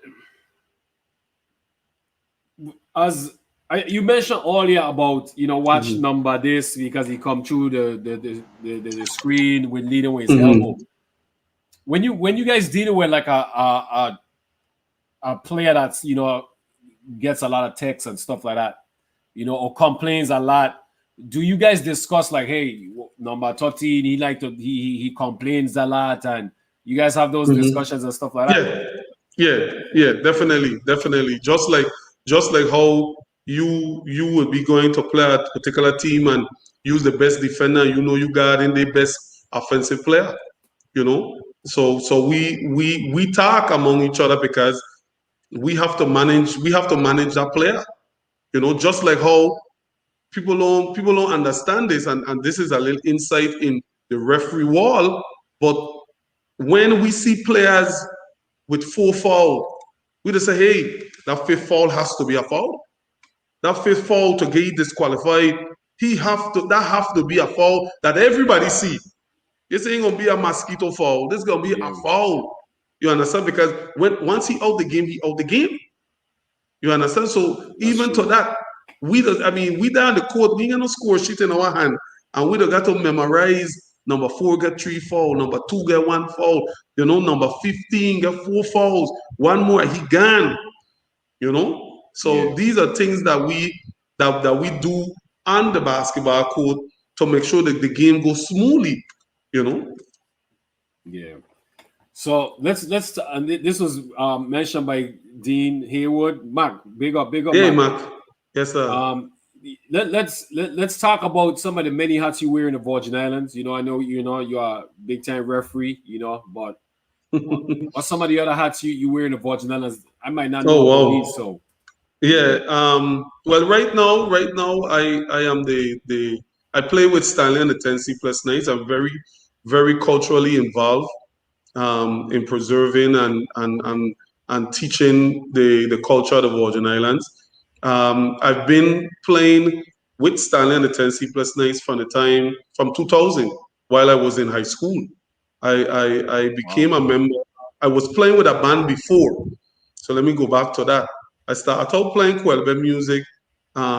Wayne Bully Peterson, he had just moved in Mali, and he started a community band.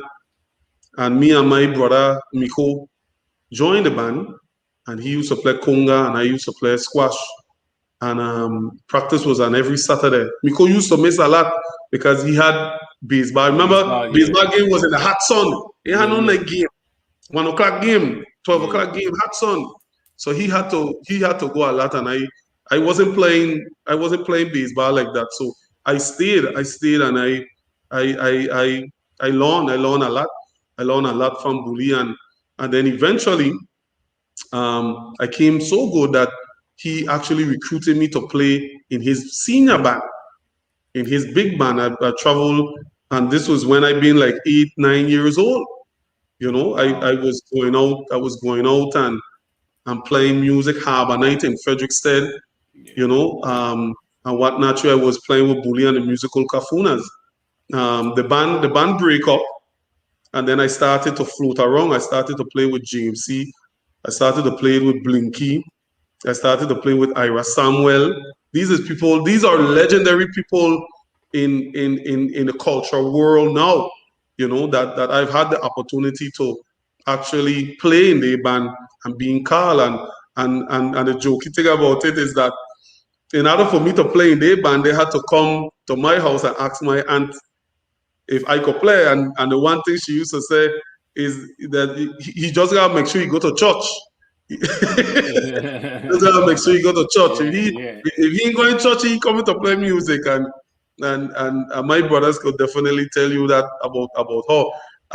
Same thing with sports. We had to go church. I used to see my brother Kwame, big All-Star game, big All-Star game in Christiansted, and he had to go church. He had to go 7 o'clock mass because he Wow. couldn't go 12 o'clock mass because he would have missed the game. But he would go in church. He tell Genix, no, Kwame go in church, my son. Big All-Star game, Kwame pitching, going church first, going church. Yeah, so I end up floating around and then playing, end up taking up quadrille dancing. When I wasn't playing music, that much, end up taking up Okay. quadrille dancing. And I learned my first formal learning quadrille was at Claudio School with Mr. Bones Morris Senior, the judge father. And yeah, so that's when I started to learn quadrille dancing and whatnot too. And I ended up going quadrille hall, and it was a family thing. Let me tell you that going to the quadrille hall was a family thing. My aunts, my uncle, my cousins, we all went to my grandmother. We all went to the quadrille hall in St. Gerald's down in Frederickstead, and it was a family gathering, and we all had to learn. We all had to learn to dance, and it was based on trial and error, but we all loved it. I just happened to stick with it. Yeah. I just happened to stick with the dancing and whatnot. You. And then what happened? I began quadrille dance one night, and Stanley them missing a band member. Somebody didn't come. The squash man didn't come. So I down the side looking, me see the squash man. So I went up on the side and I tell Stanley if I could play squash. He said, you could play squash? I said, yeah, I could play squash. And he said, well, come on the stage, man. And anytime the band needed somebody, they will call my aunt and my aunt will give me permission. And I will go and play with the band until somebody quit the band in 2000. The band went to Carifesta and then they came back. And then I joined the band from there. So from then to now, and we're there in 2021, that's 21 years with Stanley Yeah. and the 10 Sleepless Nights. Wow. And right now, also, I am the chairperson. I'm the chairperson of the Stanley and the 10 Sleepless Nights Scholarship Committee. We raise funds on a yearly basis to give out scholarships to Virgin Islands students that going away to pursue music education Wow. because we realize our music, Kwelwe music, has to be recorded, and it's not being recorded where sheet music, as they like to call it, for people to read from. We have HIPAA CDs and whatnot, but we wanted it to be recorded where people, a concert band could play a quadrille set. So we have given out eight scholarship up to this day, and we have two students that we gave scholarship to. Well, it was three, now it's two. That is now back in the Virgin Islands teaching in the public school system. So Wow. we're very proud of those two individuals that came back to the Virgin Islands and actually in the public school system teaching teaching music and whatnot too. So I'm very very happy for what we do in the community on a whole. Man, that's beautiful, man. I definitely commend you for that, man, and what you guys doing, man. That's awesome. That's Yeah, amazing. yeah, very very awesome. And I tell you, I got a lot of stories because being in high school and playing with the band. Cause the band, when I was in high school, the band used to play in the casino. The band used to play in the casino on Sundays, and I still had to wake up early enough to catch the school bus and still go to school.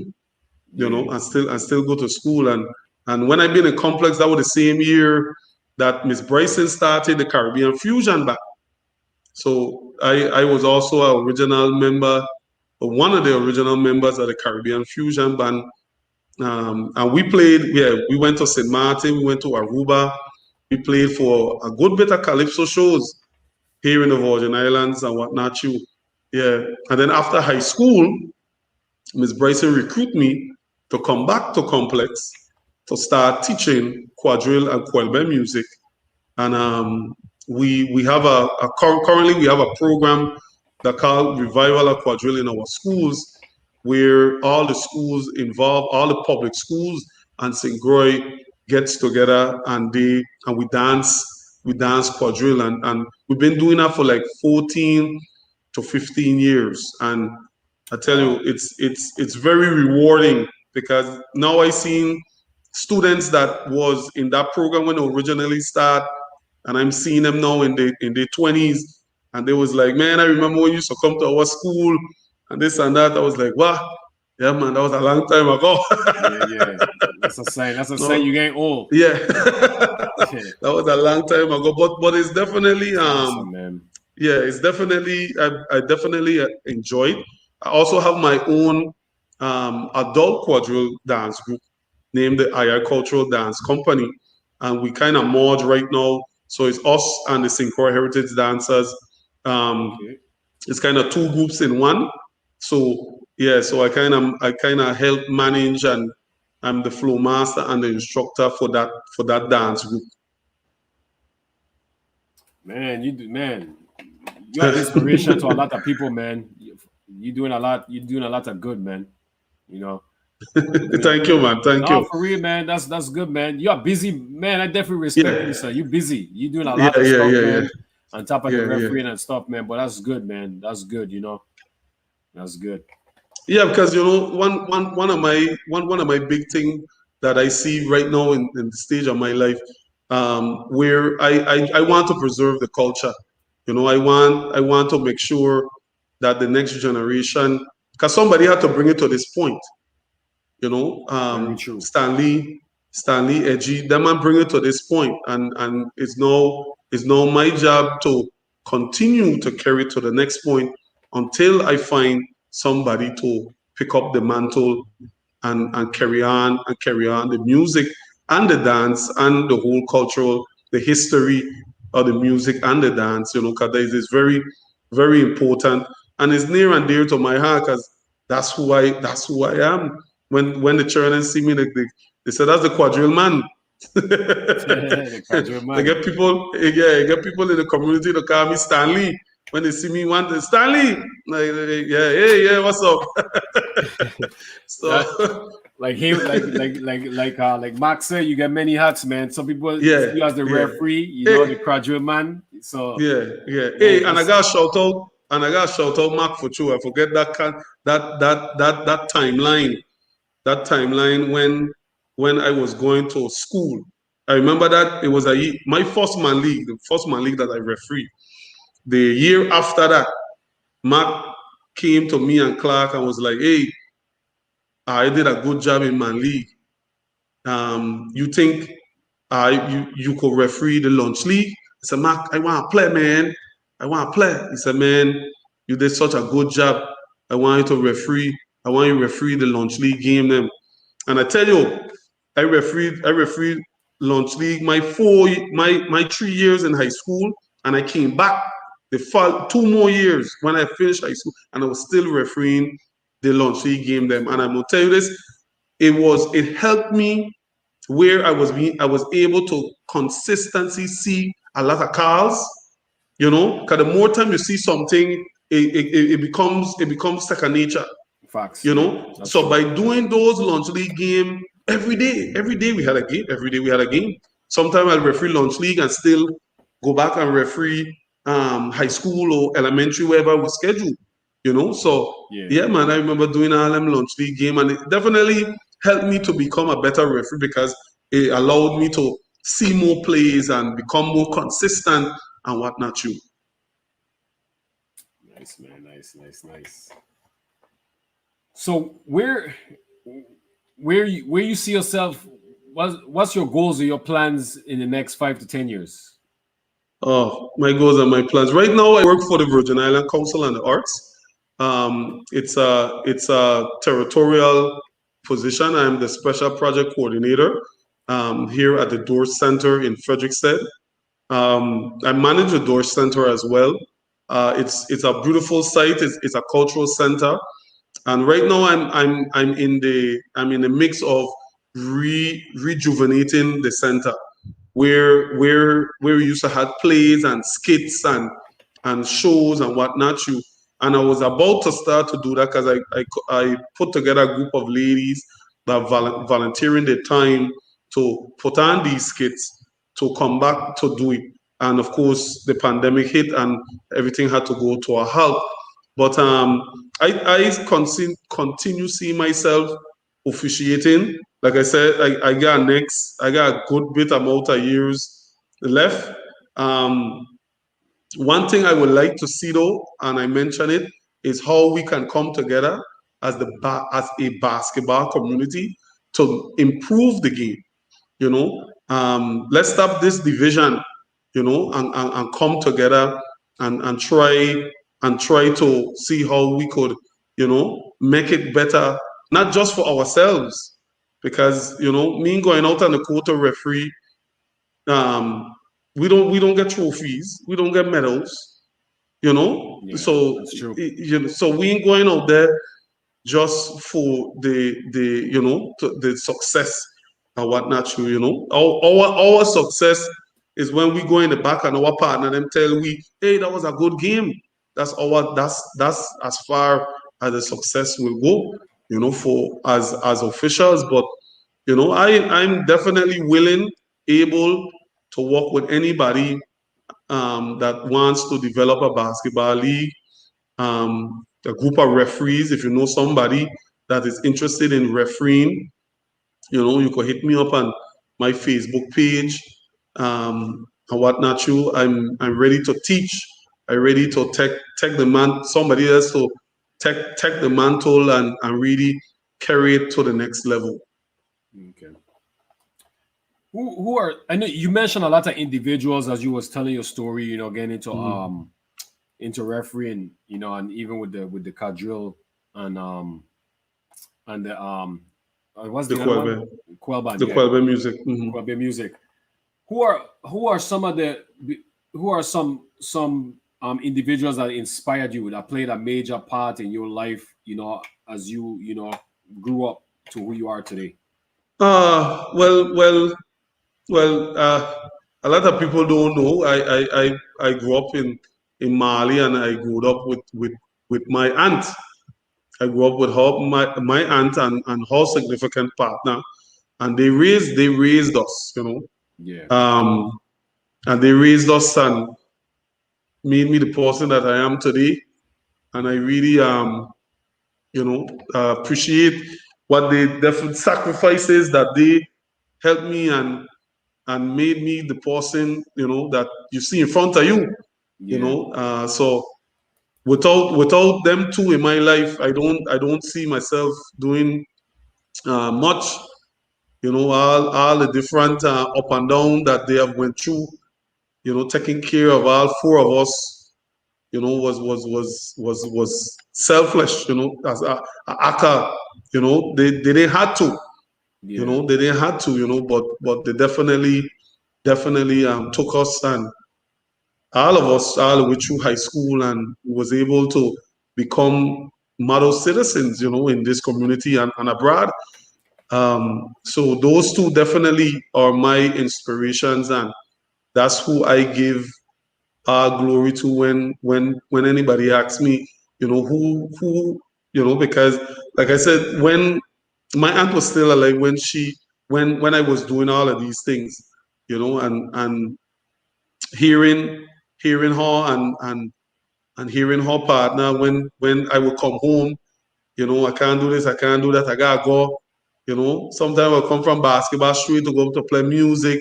They'll come from basketball, go straight, get ready, go to the quadrille hall and whatnot too. So, and of course the community and my family support was definitely through the roof.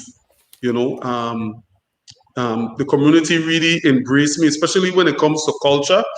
yeah. Um, the community really wants to see culture survive, and really wants to see culture live on through our children. That's true. And what I do in the schools, people really big me up for that.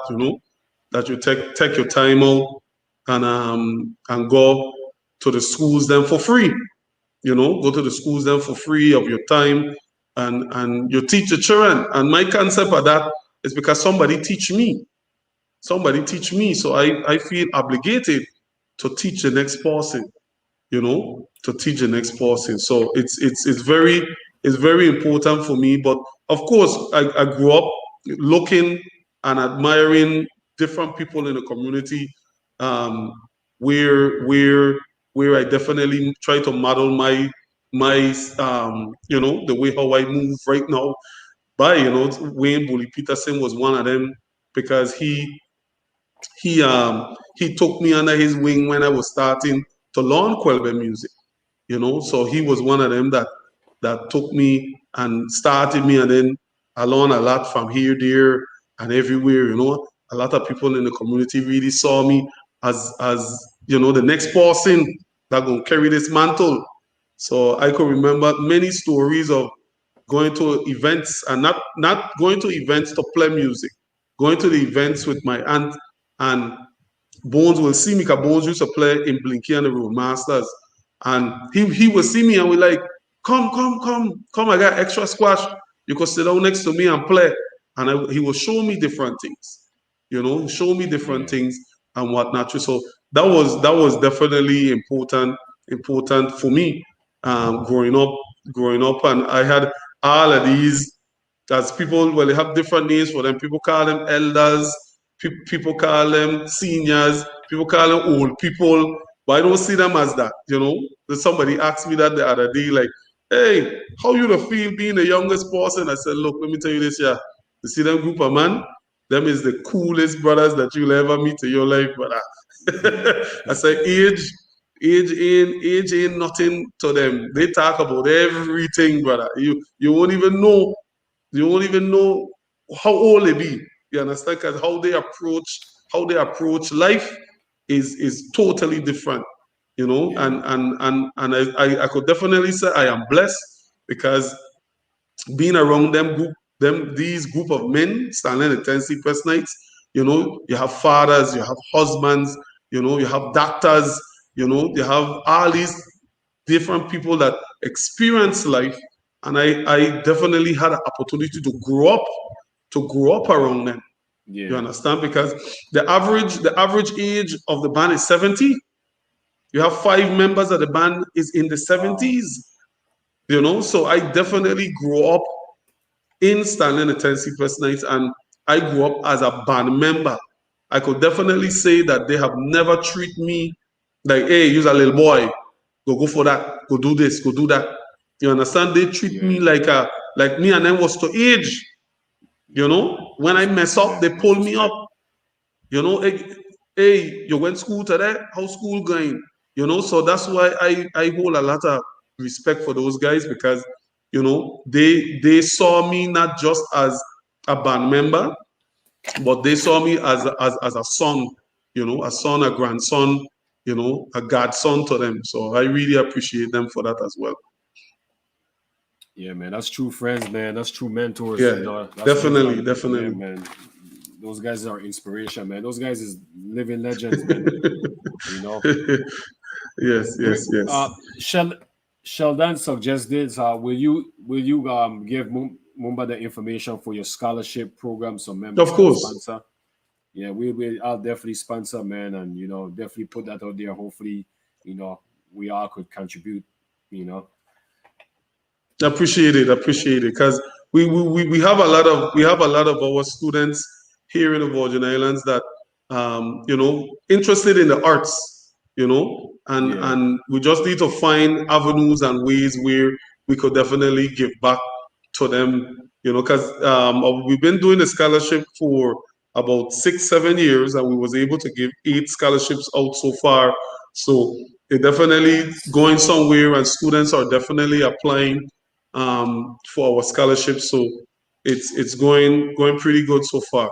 Very Yeah. excited about that. Yeah, man. You giving the students opportunity, man. You're Yeah, inspiring them and creating opportunities for them to change their life and that's right. also come back and change Hmm. the younger generation lives as well.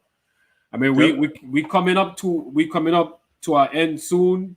Is there Oh, anything we haven't talked about that you would like to talk about or mention, or any questions that any topics that didn't bring up that you might like to talk about? Well, not off the top of my head, no. But I just like to thank you for inviting me to this to a podcast number 79. Yeah, I mean, you sit down there 79 times. yeah, and a little bit more. Yeah. Average average 2.5 3 hours, but I it's worth it. It's definitely worth it, man. It's definitely worth it. Yeah, and growing up, you were somebody that I definitely look up to, Yeah, because you was a two sport star. You was baseball and basketball. yeah, true So that. going to your games, and we was always on the baseball field, so we always saw you. Yeah, But basketball, we didn't know about that, and what not you. So looking up to you guys and what not you was always a treat. appreciate that, man. Going to games and whatnot. And continue what you're doing with this podcast, man. Give the VI community an opportunity to meet Virgin Islanders just like themselves, who working hard and really striving to make it out there. Because again, in my career, I have had my up and down. I've had bad tournaments. I've had bad tournaments, and I where I couldn't allow that to hold me down, because I had a next one right after. I had a next one right after that tournament, and I had to keep going. I had to keep going. So perseverance is definitely something that I willing to fight through. Just to make it happen. Yeah, man. This is from basic shout out, man.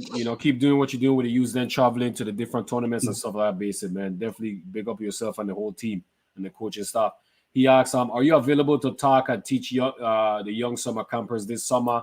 About the culture, the music, and all that. Yeah, man. Yeah, man. Yeah, man. I open to that. I open to that anytime, especially and like you said, big up to BC, because I know we had many battles, and he could tell you that. But one thing I really like about what he doing with the youths is, 'cause I saw it firsthand, where he to go from school to school, brother, checking on Yeah, them children to make sure that they're doing good. man, You don't see that's that amazing. often, and Yeah, you got big up man like this, because taking time out of his schedule to go and do that. 'Cause all his children to play from east to west. yeah, So he the travel from east to west, checking on them, going checking to the them. school them. If they're down an outside team, I mean a school team, he'll go and watch them play. And I looking at that, and that's a really great feat, brother. So Yeah, respect to man. you. And I am available to talk about Quadrille and Quelbe and whatnot to at any given time. Open to that. Yeah, definitely should big up to Basic, man. He coaching when I was even playing, so he's been, yeah, man, yeah, man, definitely, man. Yeah. That's a great guy, man. That's a great man, Yes, sir. inspiration. So I got some quick hitters for you, Casey. You cannot get Sure. out well. I gotta hit you with some quick hitters. Sure. Go You ahead. you tr- you travel a lot of places. You was naming a lot of places you travel to referee, which I admire, man, and that's amazing. And it's amazing how referee could take you to so many different hmm countries, right? hmm What is your 3 to 5 favorite countries you have traveled to? Travel Oh to, wow. yeah. Um, I the last major tournament I've been to was I was nominated. I went to the world. I've been to three world championships. Okay. One was in Thailand, one was in France, and the last one I went to was in Italy. And and um and other than traveling for basketball, I've always also traveled for music. So I've been Okay. traveling left and right. We've been Denmark 5 times. For We music? have traveled. Yeah, yeah. Wow. We've Man, been that's Denmark amazing. 5 times with the band. We've been across the Caribbean playing. We've been Cuba with the band. So I can't take one away from the next. Every That's true. country I went to have definitely, it was a wonderful experience. Some more than the next. I like that. Those guys, those referees will watch me like I crazy because when I have my days off, I had to schedule my day in town, and I don't get a map and I don't map out where I gonna go, where I gonna go to eat. And it was like, you going by yourself? I was like, yeah. Yeah. I was like, when you travel as much as me, this is what you do. You go out and eat you go to the local restaurants, you look for the local tours, and I'm into history, so I look for the walking tours to talk about the different buildings in town. So Yeah. really and truly, I can't pick one particular country over the next, but I definitely enjoy all my experience traveling the world through music. I got knock on wood, through music Yeah. and basketball, you know. And that's where I open and ready for the next person to come and take, because when we go for FIBA, it's all expense paid. It's all expense paid. That's So you get amazing. to travel the world for free. For free. Travel the world for free, and you just take it serious. Take it serious, and you're gonna continue to travel. Continue to travel. So that's what I have to say. Okay. Traveling all those different countries, from music and refereeing. Is there a food that you ate that you never thought you would ever eat in your life? That you No, ate? no, No? no. I was never a picky eater. I will call out my Okay. brothers them for that. Yeah, them were the picky eater. Them. I was never a picky eater. You eating anything? Okay. Yeah. So when I travel, I look for local dishes, local cuisine, and that's why I partake in. Yeah, Okay. yeah. I like to try different foods and whatnot too. Did me so I could, was there any country that was like, man, their food was like was your favorite to eat, or all just had their Yeah, when I went to I don't know the name of the dish, but when I went to Suriname, I've been to Suriname. I think it was like 2 years ago for the Caribbean Championship, and we was there for 2 weeks. 'Cause we was female and male again, and every day, and Suriname is in the middle of the Amazon. Well, half of the Amazon there is Suriname, yeah. and where we were staying, the Amazon River will come out. Was always passing, and every day we will Wow. go in town. Every day at 1 p.m. it will rain. Every day, Wow. and and where we could have go up to a tree and pick a fruit. We could have go and pick a breadfruit. We could have, fruits was just growing wild because the place was so luscious that rain. It always raining. So when I went to Suriname, I was able to just eat all kind of fruits. All kind of fruits was in season, and what not you. Yeah. So yeah. That's Miko. Yeah. Miko. Mine's like, come on. Miko White. All right, big brother. Yeah. Big up, Miko. Big up, big up. That jazz Yes, sir, Hall of Mister. Famer. Hey, I gonna tell you a story. Hey, I remember when we had started to play bass. But of course, you follow your big brother. True, true. He gone baseball practice. We gone to, and that just used to practice with Mr. Jackson and Wim. Yeah. So we gone there, my son, and I used to go before because I was older than my brother. So Kwame started to come when he started to get a little older, and Mr. Jackson had he playing and whatnot too, and Miko down the mountain, Miko pitching, and, Yeah. and Miko being Kwame, Mr. Bam, and Mr. Jackson said, Kimiko, how you gonna hit your brother?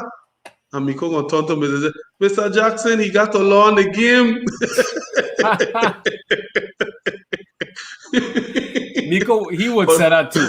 I even said Shaki said that. yeah, man. But we used to go all over. your bigger brother with your tailcoat, you follow you up and down the place. Yep, that's true. That's true. Yeah, I always see you he, man. So yeah. have you this is a question for Sheldon. Have you ever considered writing a book? Like, Wow. Maybe, because I tell you, I got a lot of stories, and I label myself as a situation referee, and why I label myself as that is because I could learn from one situation, and it will never happen again. And I remember things. I remember all my bad. I remember all my bad experience in FIBA. yeah, I could tell you all my bad experiences because I don't want it to happen again. So I learn from it, learn I from it. process it, Yeah, and I make sure I don't go down that road again. So that's true. yeah, yeah. So definitely, maybe down the road, I On the could road. be able That's to good, write a man. book, but that could be a well divorced book, boy. Culture, music, That's good. That's good. sports. Full of history. Full of history. Yes, So yes, definitely. did you did you ever wanted to be referee in the NBA? Become a NBA ref or I've been to two. I've been to two G League camp. I've been to two G League camp. But the only thing is just the reason why I stick with it is two reasons. It's because it was always in the summer, and I was very active as an official then. Um, very active as and one thing you don't do in FIBA is you don't turn down a nomination. They see that as a great insult when you tell them you will come into this tournament, or you know what I mean. So they I never wanted to miss a nomination. Where you have referees, and I have friends where they don't turn down nomination, like, no, me going to them junior game, no, me going to them woman game, no, you know what I mean. And I was like, dude, you turning down a tournament because of personal reason, not because you have to work. Personal preference. They don't want a referee here. They don't want referee there. I referee everywhere. I referee everywhere? all levels because it's a learning experience. That's true. I want to be able to take my experience from the senior level and bring it down to the junior level because all of those players deserve quality referees, and also to the female, everybody deserve quality referees. So I referee all level of basketball in FIBA.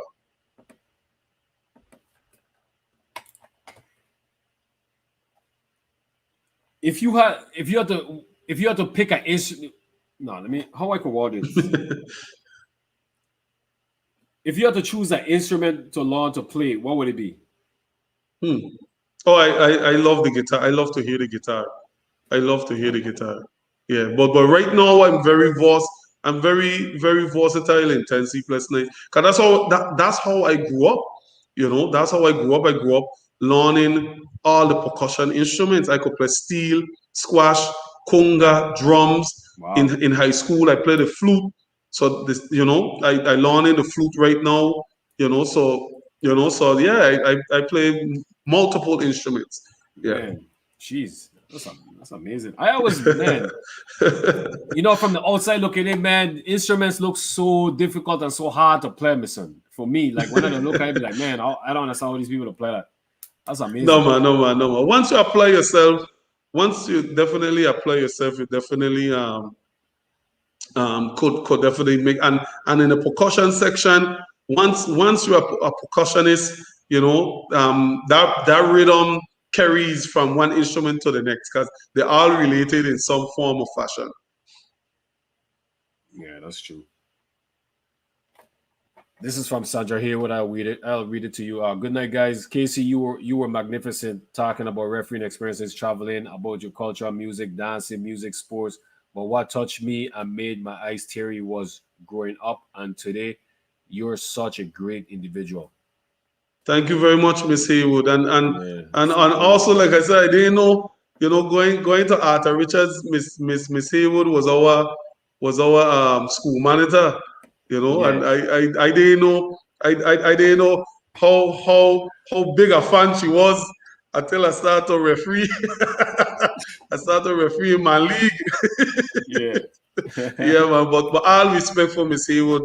You know, I always see her in Frederickstead, and I never. I can't pass her street. Can't pass her Yeah. street. Yeah, shout out to Miss Haywood. Man, I remember my first year at Ata. I used to, I had the Rastafarian belt, and the Ata. One of the style was you would wear it and it would just hang down. Hanging down, Length, yes. yeah. Yeah, the And loose she, part will hang down. yeah, you couldn't do that in Ata. And I No, was, sir. I wasn't listening, my son. And she catch me and she take my belt, my son. And she said, if you want your belt, your mother got to come to school for it. Man, and I was like, oh God, I got to tell my mother she had to come for my belt. And then she asked me why. I had to tell her the reason. Man, Yes, oh my gosh, I was so mad. Yeah, but shout out to Maceo, man. I love. Yeah, man. Yeah, man. But I want to talk. Zoro mentioned about the Yeah. skills challenge. They have a skills challenge. FIBA is Okay. doing a country by country skills challenge, and we have six girls and six young men under the age of 15 that will be competing against different countries. Now they won't be traveling to these countries, but the competition will be held here on St. Croix. It's not open to the public, but I think that it'll be streamed on Facebook where individuals will be able to look at the Virgin Islands athletes competing against other countries. So, for example, I think, and his son is a part of those six boys. Um, Okay. so, Nice. for example, Zoro Sonny will be competing for somebody against in Bahamas, and it's based on time, just like the skills challenge for the NBA, where they go and pass the ball through the hole, and then they go make a layup, and then they go back down. So it's a full skills challenge where the young men and women will have to complete the skills in a timely manner against different countries. So that's Yeah, very exciting. that's exciting. Are Yeah. they gonna can you view it on the internet or any Yeah. yeah? I think I just waited for Ido to tell us where's the link. Where's the link if it's gonna be posted, if it's gonna be live on FIBA YouTube channel. Okay, Can they yeah. have a YouTube channel, or it will be live on Facebook? But he'll definitely tell. I think it's this weekend. I This think it's weekend? no next week, May 1st and 2nd. Yes. Okay, yeah, so that's this weekend. Yeah, this Yeah. weekend. Yeah. Oh, nice, man. That's dope. That's dope. That's nice. That's Yeah. nice. Definitely.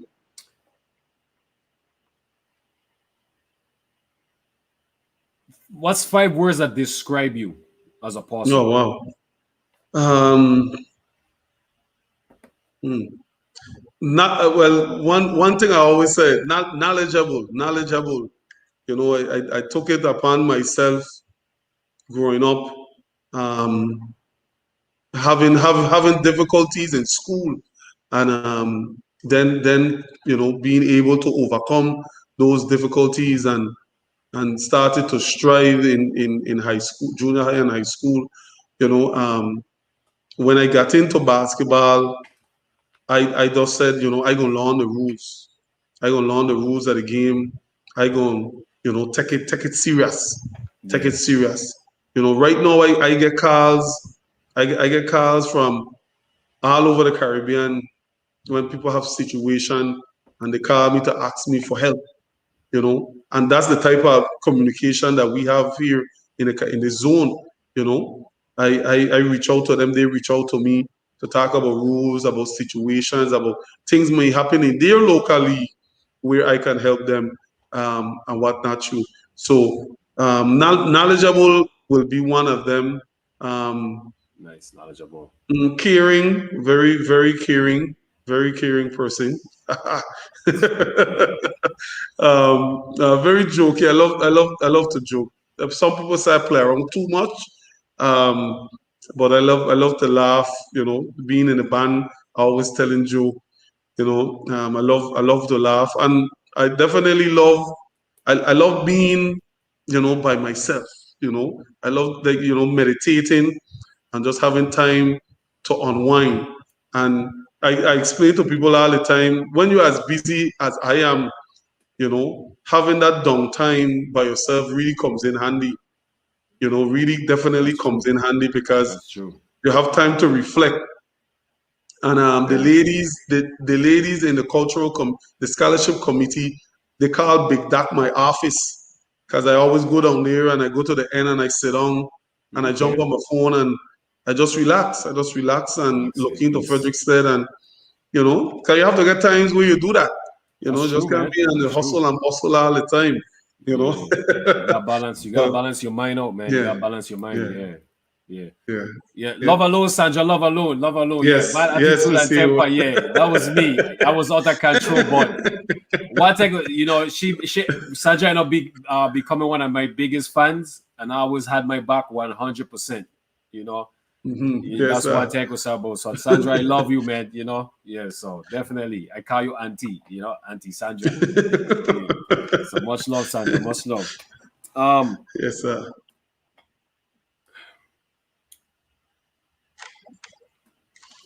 how did visiting all the different countries and experiencing and learning about all the different cultures shape you as a human being, as a person?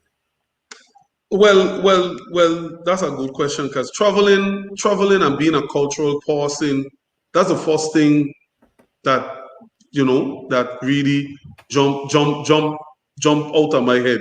Learning or figuring out the culture of that particular country, and the next thing, especially in the Caribbean, the next thing that I go and look for is Madras. I go and look to find the various colors that I've never seen before Wow. and whatnot. And I've traveled many places to dance, to play, to referee, where I bring back Madras that nobody has never seen. So and like I tell you, some of the countries where when I have the time, when I have the downtime or the turnaround from the tournaments, I go on the internet and I look for a historical tour, and I go and I sign up for the tour and just go and walk. Sometimes I don't know what the people are saying, but I just go on the walk with them, and we visit the old forts and the government houses and the old banks and whatnot. And I really enjoy that. I really, really, really enjoy that. Nice, nice, nice. If you had to choose an actor to play your life story in a movie, who would you choose? Eddie Murphy, Eddie Murphy. That's what that man in Puerto Casey, Rico you're a to call me. joker. Eddie That man to Murphy? call me. Yeah, You're a yeah. joker, Casey. You're a joker, my son. Eddie Murphy, yeah. Okay. um, yeah, because growing up, that's how we used to watch Boomerang, Coming to America. Oh man, growing up, we used to watch a lot of things, brother. Yeah. Since you're a musical guy, what's your five favorite musical artists? If you could choose five. If not, if you could choose seven, you could go seven. Mm. Well, see, I like music on a whole. I love all kind of music. Ain't just one type of music I love, and I learned that as well. Being a musician, I learned from other musicians. Don't sit back and just listen to Kwebe music. Because that's the music that you play. That's the music that you go out on a nightly basis and you play it, and you might get tired of listening to it. Yeah. Explore, and go out and listen to other type of music. So I like Bob Marley. I like reggae. I like his style of reggae music. Yeah, me too, man. Definitely love Bob Marley style of music. I'm into Brazilian music. I'm Okay. very into Brazilian music. I'm into Latin sound. I'm into Latin music. Anything to deal with drumming, anything to deal with drumming, drum and singing. I love that type of music as well. Yeah, my brother said Barry White. Yeah, yeah, yeah, yeah. He know, Barry he know. White. Yeah, Barry yeah. We White is used a to take legend. that CD. Yes, sir. Yeah, Kwame. Barry White. Yeah, Yeah, that's the man. yeah. Like I tell you, we grew That's up the man. listening to all kind of music, and whatnot. Yeah. So I have a mixture of music that I listen to right now, and I can't name five per se, I can't name 5 right off the top of my head. Okay. So 5 then I guess dead or alive. Oh, 5 then I guess. Dead or alive. I gotta call my auntie. Like, my auntie Rita got to be one. She got to be there. Yeah. Rita don't play. Yes, sir. She don't play. Yes, sir. Oh, gam. Wow. President Obama. Like to sit down with him and just talk, as he's a sports guy as well. You Yeah, know, he that's he true. love his sports. The next one I would like to sit down with Fred Hogan, the guy who gave me my first certification. He's not traveling as much with FIBA, but he definitely is still around. Like to sit down with him. And one more. Stanley Jacobs, hands down. Okay. Stanley Jacobs. Wait, what Miko said about them records? Remember the records? Yeah, we used to play the record. I had a record player. I had a record player. That's how old school I was young.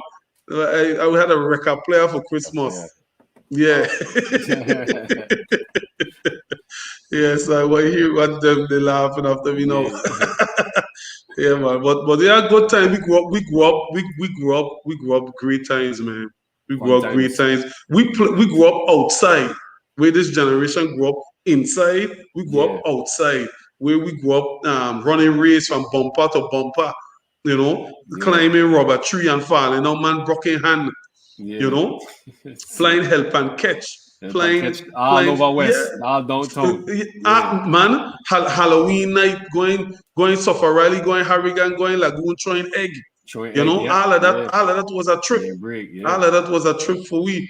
You know, these children going bike out, going outside, and yeah. I tell you, I had a time me and my brother, we are me and Kwame, when we been in Alexander, we come home one day and we had our books in our hand, and our aunt was like, "What are you doing with our books? Our bag full of JoJo, full of JoJo." Full of JoJo, we had our books in our hand. JoJo them there in the bag, boy. The JoJo them take priority. The books that go wait. Yeah, that JoJo tree in Claro. That JoJo tree by the first grade. The JoJo tree, yeah. It's still there, you know. It's still there. It's still there. Man, That's I remember right. that JoJo tree, brother. Recess time and lunchtime, everybody down there.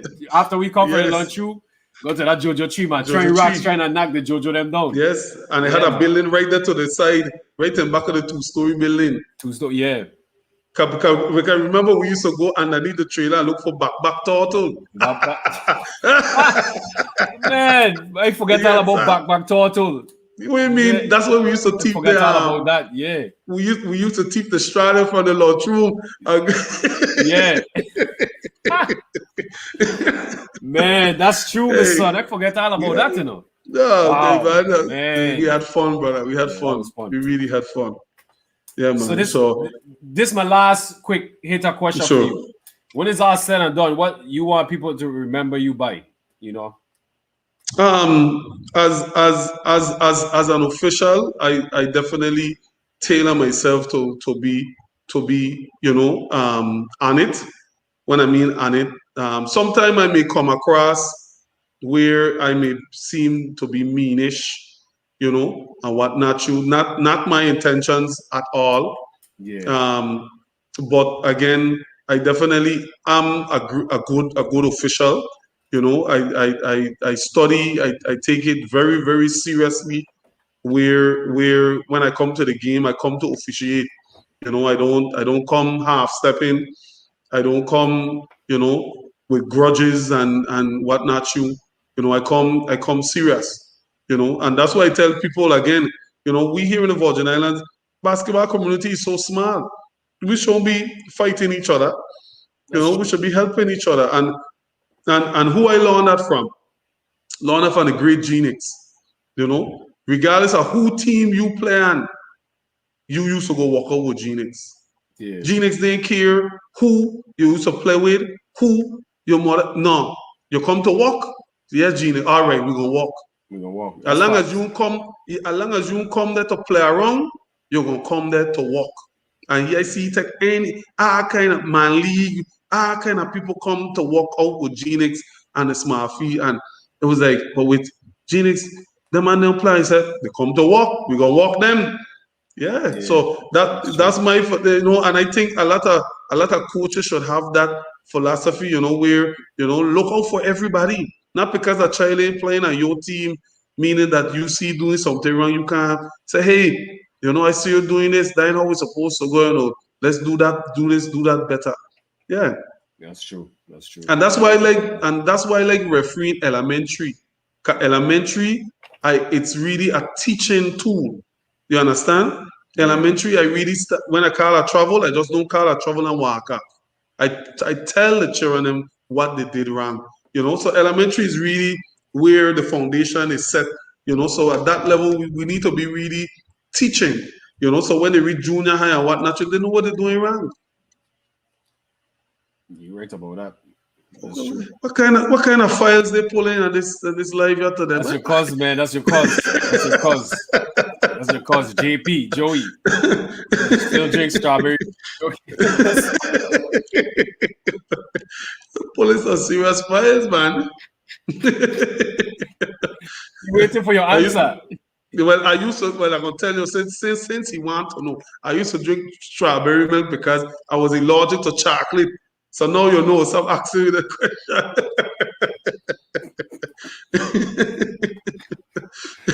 Oh my god. Oh my gosh, Joey White. Oh my gosh. Man, Casey, this was amazing, brother. I ain't gonna lie, Yes, listen. yes, I had an yes. Thank amazing you. time with you, listen. This was fun. Definitely, I learned definitely. a lot more about you, man. I realized how talented and how invested you was in the community, man. Like I didn't even have know all the stuff you was doing. You know what I'm Thank saying? you, thank you, Man, you should thank them, you. man. Honestly, man, your family, the people them who inspire you, the people that want to impact in your life, everybody should definitely be proud of you, man. You are a perfect representation of the Virgin Islands, man. And hopefully, a lot more people is just like you, doing what you do, which I know is a lot more people that we just don't know about. But man, I'm definitely proud of you, man. Definitely Thank proud of you, you. Mister. Thanks a lot. Yeah, man, for sure, man. Thank All you, of you, thank you. all the viewers, man, I appreciate you guys coming in and asking great questions. You know what I'm saying, complimenting Casey and everything that he does. I appreciate you guys with all the jokes, all the great questions. The Casey family, the cause my cause them too, they ain't give no break. They ain't give no break. So that's good. I like that. I like that. But I definitely appreciate all the viewers. I was tuning in, I was supporting the guests then, because if it's not for the guests, we won't have this right now today, because it's all based on the guests. Like I said, we always honor, we like to give our flowers to the guests. We just like to show our appreciation. We like to preserve Virgin Islands history, and we definitely give the guests then the platform and make them, give them the floor so they could tell their story. And we just sit back and we just enjoy, man. And this was really informative, man. You're amazing person, Casey, man. Real talk, brother. Thank you, thank you very Man. much. And when I hear that from time to time, and I don't tell people, when you do something out of the love for the love of it, it seems like nothing. It seems like nothing because you're not in it looking for something from it. You're just That's doing true. it because it's the love. I love it. I love sports. We grew up with sports, watching Yeah. sports. So it's something where I could still be involved in sports. Then I definitely gonna see myself continue to do it. The culture, like I say, it's a part of. It's a part. It had a period of time where there was a part of the family. Going to the quadrille dance or whatnot. It was a family event. So it's Yeah. just out of love, just out of love. I like to hear that, man. I like to hear that. Well, Casey, man, Well, oh, go ahead. You good. No, I will tell you what we see. What we see was that she waited for a quadrille dance. Yeah. And she waited. She waited. You know that. She waited. Yeah, She man. Yeah, waited. man. But bless up, Mumba. Thanks a lot for having me, man. Yeah, Really man. appreciate it. And I tell this to all the guests them, and like I'm serious. Like anytime you want to come on, man, and there's anything you want to talk about or anything, man, you more than welcome to, man. You know the invitation is open to everybody because this a platform is not about me, it's about the Virgin Mhm. Islands, man. It's just preserving history, sharing history, and everything, man. Each one teach one, which is pretty much you've been talking about all Yeah. night. You know what I'm saying? Each one teach one. You know, so you're more than welcome to come back anytime, brother. You know what I'm saying? So I just Thank you wanted to very let much. you know. Thanks for the comments, everybody that tuning in. Thanks for the comments. I open to questions. I love answering basketball questions. So I Yeah. really appreciate it. Former players, former coaches. Yeah. Thanks for all the questions, and I'm happy to be here. I'll come back anytime, just to talk about basketball. More than welcome, brother. You're more than welcome. So All right, later. yeah, man. Later, man. All the viewers, man. Good night, man. Everybody have a good night. Everybody have a good night. Everybody be safe, man. And again, everybody be safe. Have a good night. Appreciate all the support. One love, everybody.